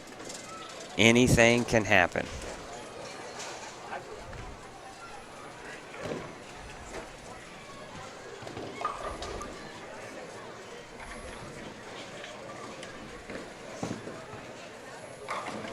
Oh, it's high. Oh, what a break. Oh, what a break. That would have changed the complexion, yeah, but breaking down that, leaving only at 6'10". That's given Jacqueline a little bit of life. A little bit, yeah. Little bit of life. Yeah, but she's going to need strikes.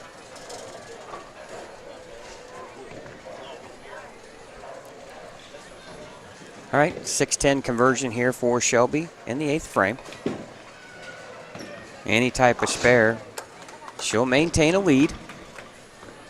She can still strike out for 245. Here is a big shot for Shelby to set up that 10th frame. Yeah, strike here in the 9th. It's one of those protects you in the 10th frame where you're not going to lose count on that first ball. You give me that strike in the 9th. Well, and it still gives the opportunity for Jacqueline to finish the match first and put all the pressure back on Shelby. Oh, great shot. Absolutely high flush. You throw shots like that, I mean, we don't even need the rakes anymore because the pins are already Yeah. off. You don't even need rakes or anything like that. Yeah, absolutely. Yeah, great shot. Still, you know, this is going to sound strange, but there's still a great chance for a potential tie here in this match. Yeah. But Jacqueline has to strike. Must strike right here to have any say in what's going to happen here. Oh, beautiful shot. Pretty shot, yeah. But, you know, the ball isn't finishing like that on the left lane here, so she's going to have to make a little bit of an adjustment. What is that? Is that feet, mark, I think you or gotta do, ball speed? I think you got to do feet. I think you leave your ball speed alone. I mean, you start messing with ball speeds, and then you change your whole direction of your arm swing, and it just becomes much more difficult. But this is just a small adjustment on the lane. You can move back a little bit on the approach, same way. Got out of it good. Oh, and she just shreds the rack. Yeah, you can tell what a clean release at the bottom. I mean, just, lets the ball do all the work. There was no hit up on it or anything like that. It was just nice and smooth, all one motion. Yeah, put a really nice touch on it. Yeah. That ball looked like she kept it in just a little bit more into that oil to keep that energy up, right? But you just knew the ball was going to do what it had to do. There was going to be no jump on the back end. She was just so fluid with that swing. Must have. Oh, that looks good off her hand, Mike. Oh, and she doesn't trip the 4. Yeah, that was a good shot. I mean, she got it in just a touch, but she had the right speed, the right release. Just one of those things that broke a little loose. You know what? If she would have got that in the fill, she would have forced Shelby to get the first one in the 10. It was going to be interesting, yeah. Yeah, now Shelby just has to mark to advance. Wow. Great shots. I mean, great shots by Jacqueline. Absolutely fantastic bowling by Jacqueline Rhoda here.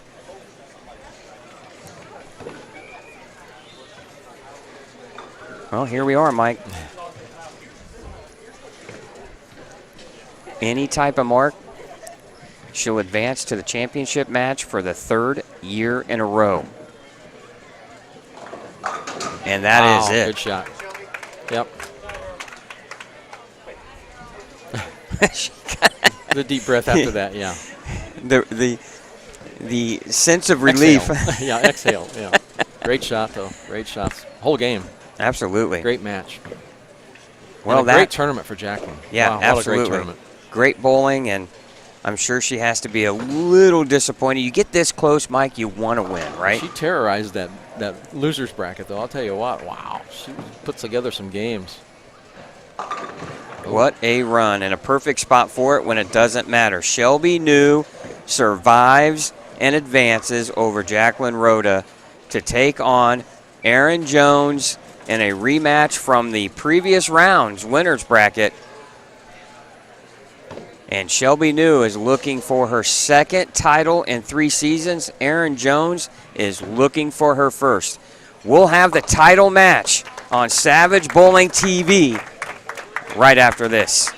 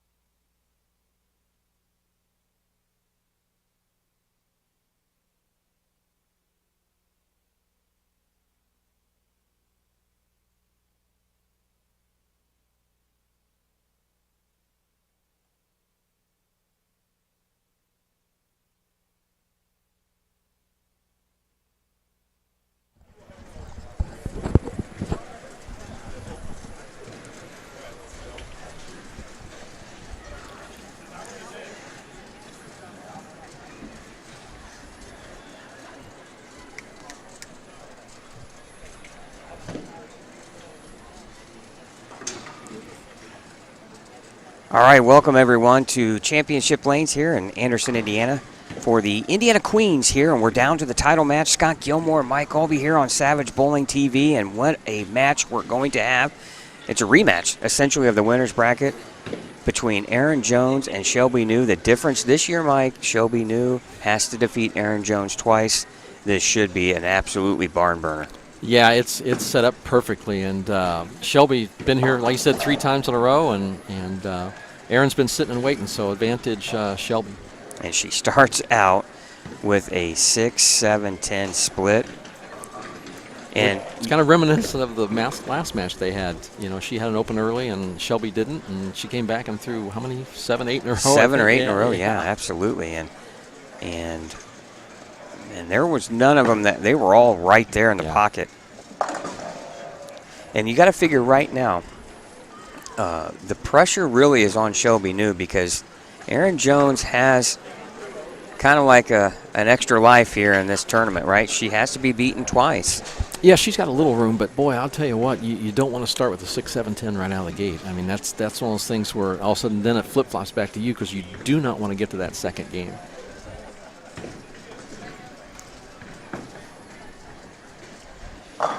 Oh, and a can opener strike for Shelby. Just, that ball she's got, the way she's releasing it, the speed, it's just taking that 5 right out of there. I want to thank everyone for watching here on Savage Bowling TV. It's been an absolute wonderful day of bowling, and you couldn't ask for anything more here. The women deliver every year, and it's been so exciting and a privilege to watch and call the action here. And yeah, if you get a chance to watch this again, I mean, you've got to watch Jacqueline Rhoda, how she bowled. I mean, just a tremendous day for her. I'm sure she's a little disappointed. I mean, she had an opportunity to, but the final 3, I mean, if you had to look at them and pick, those are the 3 you would pick. Well, and, you know, when I went down and looked at the score for Jacqueline Rhoda, I had to look there twice, and it was just absolutely unbelievable. I was trying to figure out how she shot 184 her first game. When you're looking at 258, 258, 247, 268, you know, and her worst game really of the loser's bracket was against Shelby when she shot 215, and she just couldn't carry. No, she gave herself an opportunity to get in it. My, oh my. Shelby looks quite determined at this point. You know, very solid out there. Good break. Just the wall shot double. You know, just puts it in play and doing what she can do. Well, she got nothing to lose right now. Yeah. Right?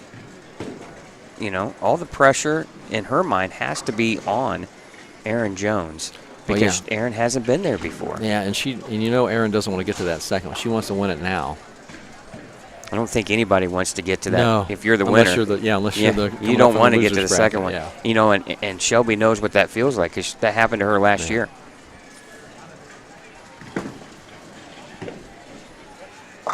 Yeah. Pretty shot. Well, great adjustment there from Erin. Not necessarily moving on the lane, just mentally adjusted there. You know, get that open frame out of your mind and move on to the next, and that's a sign of a bowler that's locked in my mind. Well, plus Erin's been, you know, she was over there warming up for the last, 15, 20 minutes. So coming over here, like that again makes it tough when you're starting. It's hard to turn on and off. All right. This is to let Shelby New know I'm not going anywhere in this match.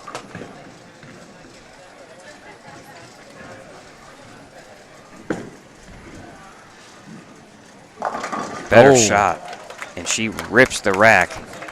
You know, and she's really getting that light mixer hit working well for her.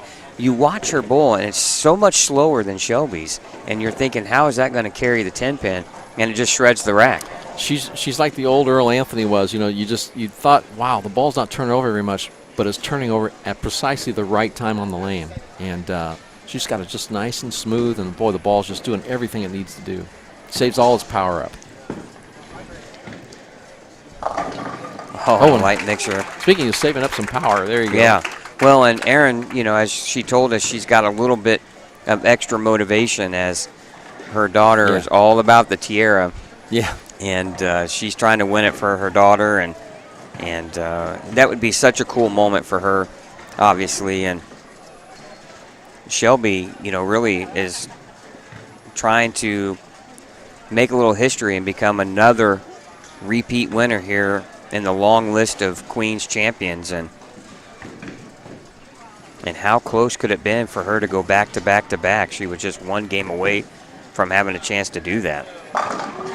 Wow.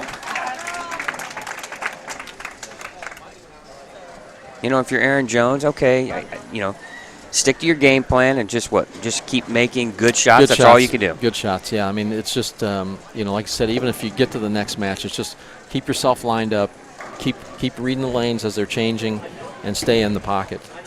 And it's the old cliche, right? Yeah, it really is. But boy, has Shelby News come out like you want to come out, though, 4 in a row.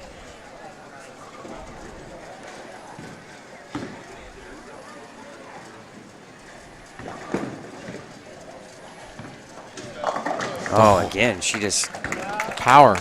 And, Aaron's probably thinking inside, why do I have to do this after an open frame, right? Why can't I just start this way? Well, hopefully she's not thinking that. Hopefully she's just out there taking one shot at a time. That's just what I'd be thinking, yeah. right?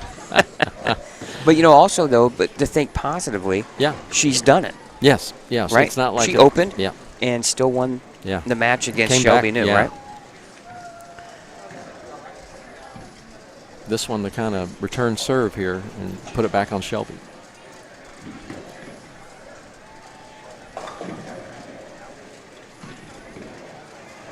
This is to cut it to 21 here. A lot of bowling left here.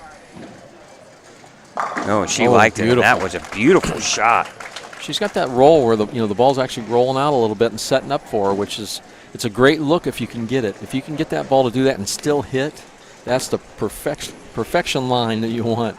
It's when it rolls out too early and you leave those flat corners. That's the tough one. Those are hard to move off of. Well, you're right. I've always been told the rollout shot at the right spot is the best carrying. It is. Best carrying shot in the business, and it's working well for Aaron right now. Oh, that was almost an odd 10-pin, wasn't it? Yeah, I mean 9 pins just got obliterated, but it had the hit of a half hit, even though the 6-pin didn't hit it. But it was just demolished the other 9. Before we get too far along, we want to thank our sponsors for making this broadcast possible and supporting the Indiana State USBC. I want to thank Mike Alby's Arrowhead Bowl in Lafayette. Motive Bowling, can't thank Motive enough for all of their contributions for all of the events the Indiana State USBC offers. It's bowlers, pinheads, bowling and entertainment, and Fishers, and Big Four Socks. I want to thank the sponsors for making that possible. We also would like to thank Coolwick, the official apparel provider of Savage Bowling TV. Promo code Savage Bowling TV 10 will get you 10% off your purchase through Coolwick. Ooh, and the first, what would you say, chink in the armor there with the 2-8 from Shelby? Yeah, I mean it's surprising because she's been getting those shots to come back, and so to see it leave the 2-8 seems a little different. I don't know if she lost a little bit off her, but she's always had good ball speed, so it's not that. But yeah, this tough spare, and you want to cover this.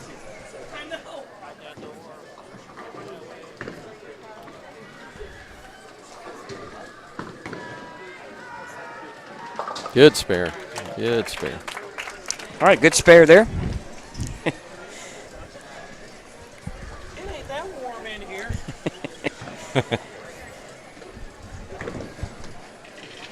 I didn't say that. It might not be warm, but I'm brave. I thought you were doing a Superman thing over here.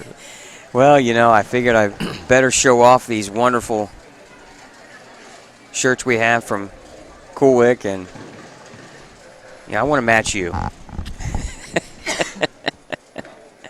And now Aaron Jones, she can take the lead here with a couple of strikes here in the 6th and 7th frame. Oh, and she trips out the 10. And see, normally when you see a ball like that kind of spins its energy up, and it doesn't, kind of rolls out and stops, you usually don't see that 6 hit the 10 or lefty 4 to 7, but that ball still had plenty of energy left to carry, which is what's been tremendous. It's a great look.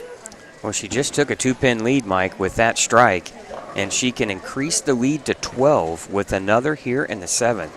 And then all the pressure goes right onto Shelby's shoulders. Yeah, this is probably the biggest shot of the match right now. Quite honestly, the biggest shot of the tournament for Erin Jones.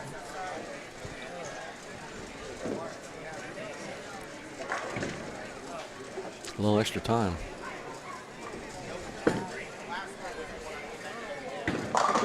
Oh, my goodness. Well, that Mike, certainly was just perfect. Her last 6 shots have been absolutely fantastic. And, she's very relaxed. He is. I just watched that reaction back there, laughing with some people and doing this gesture. And, wow, what a great shot. Her son is sitting down on the floor right there beside her. Oh, that's who she's talking to. And that's who she's talking to. Yeah. Great shot, though. Now, to get the lead deficit back to 2. Oh, my goodness. And now. Didn't see that. That looked like it hooked in the mid lane a little bit. Thought that was going to be high flush, but boy. Still a lot of bowling left here. Shelby can still shoot 256 with a spare and then striking the rest of the game. Important part here is to get the spare, and I will have to say, one of our viewers here has said that Shelby's spare game has improved so much, and Mike, it really has. If you watch her, she is so much better with her spares. Last couple of years, she'd miss a few easy ones. Yeah, just a couple here or there. I agree with you. Yeah, exactly right. And she would get herself in a little bit of trouble that she was able to recover from. But right now, she has been solid every game with her spare game. Oh, beautiful shot. No spare needed there. Wow, what a shot. Great shot. Well, Shelby can strike out for 256, and Erin is on roughly about a 258 pace. So still a lot of bowling left. Anything can happen. But Erin controls her own destiny right now. Well, the title match or the title matches, whatever it turns out to be, I mean, this is certainly living up to be what we've seen and what we would have expected. Great shot making, great scores. Here we go. Working on 6 in a row, 8th frame.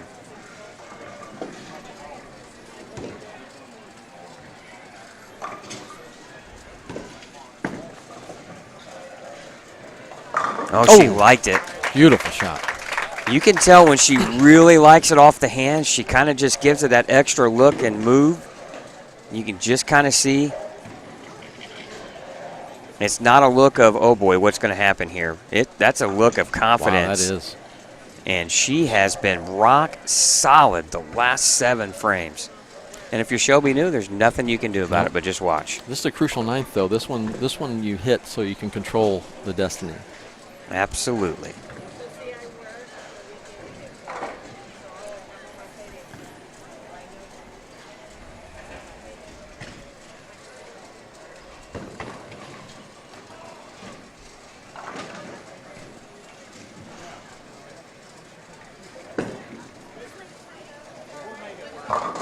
Oh my. Ball looked like she missed a little right, but the ball came back, and unfortunate to leave just the 7. Still, with a mark here, she still has 258 out there. Mike, the most Shelby New can do is 256.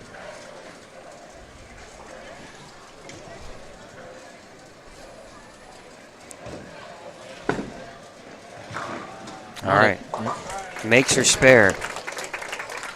What a way to battle back from the open frame start. Now, if you're Shelby New, you just want to throw 4 of the best shots of your entire life right here to put all the pressure back on Erin. One at a time. Absolutely. One at a time. Don't be looking ahead.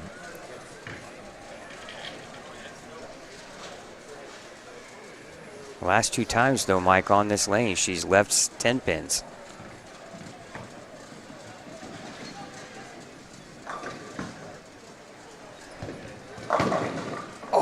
Oh, the pin my. rolls right. Oh, touches it, but not enough. Oh, my. And that is extremely painful for Shelby right there. Because that's going to knock her down to the 220s. 230s if she can double. All right. She can force Erin to get a mark there in the 10th, or she can get a double. Wow, what a match. 236, the max score here, still not over. 2 strikes here, Mike, would force Erin to mark in the 10th.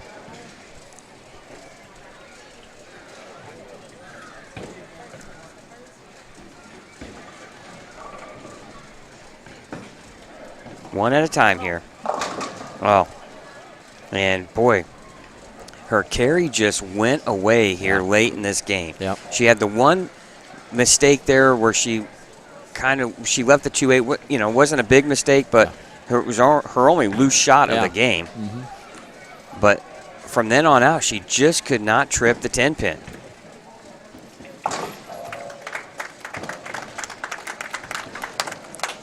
And really, right now, any good count on her first ball, and Erin Jones will claim her first Queens championship.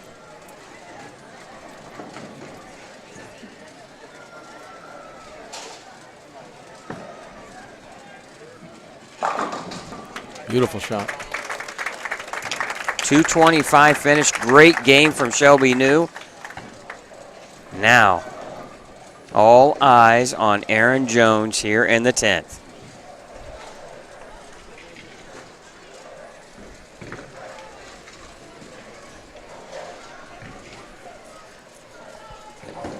Still a good crowd here watching. I know the disappointment definitely on the face of Shelby New. Just couldn't carry at the end of this game. No, she threw great shots. But great shots. Erin did everything that she needed to do after the open frame in the first.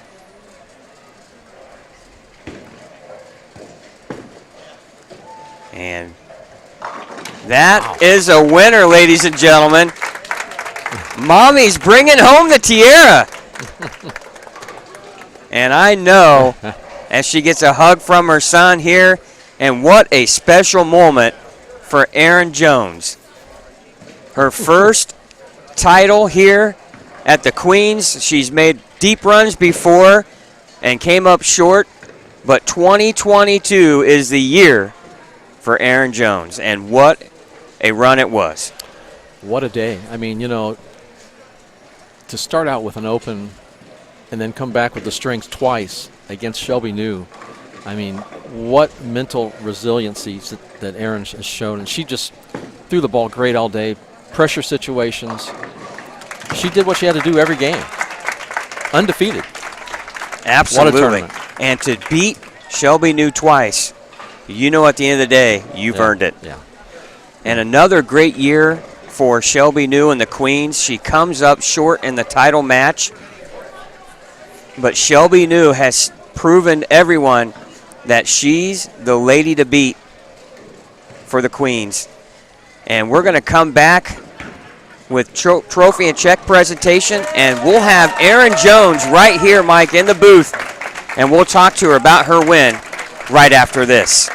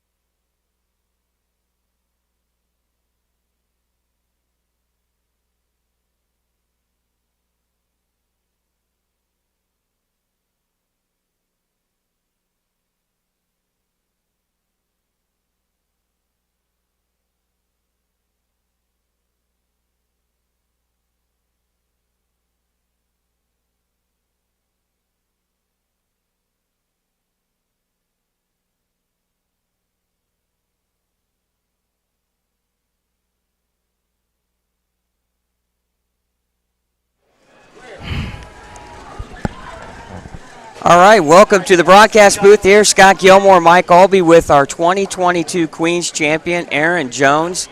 And wow, how does that sound? Amazing. Yeah. I don't think it's sunk in yet. Well, let's talk about this.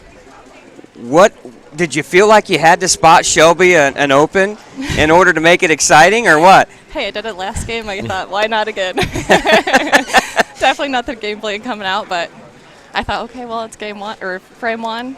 Just put it behind me and move on. Thankfully, it worked out that way. Yeah, that's exactly what we were thinking. It's like deja vu again. Yes. So you just had the great mental outlook. You made great shots, took your time, just seemed to always get set up perfectly. What did you think when when you left that 7-pin? I mean, I thought it was just a beautiful shot. I thought you were just going to take it home and just end it that way. But you leave that, what do you think? Or do you just kind of continue what you're doing? Yeah, no, I'm glad it looked good from over here. Off my hand, it was right, and I was just praying it was going to make it back to the pocket. It did, and I thought, okay, I'm thankful with the 7-pin.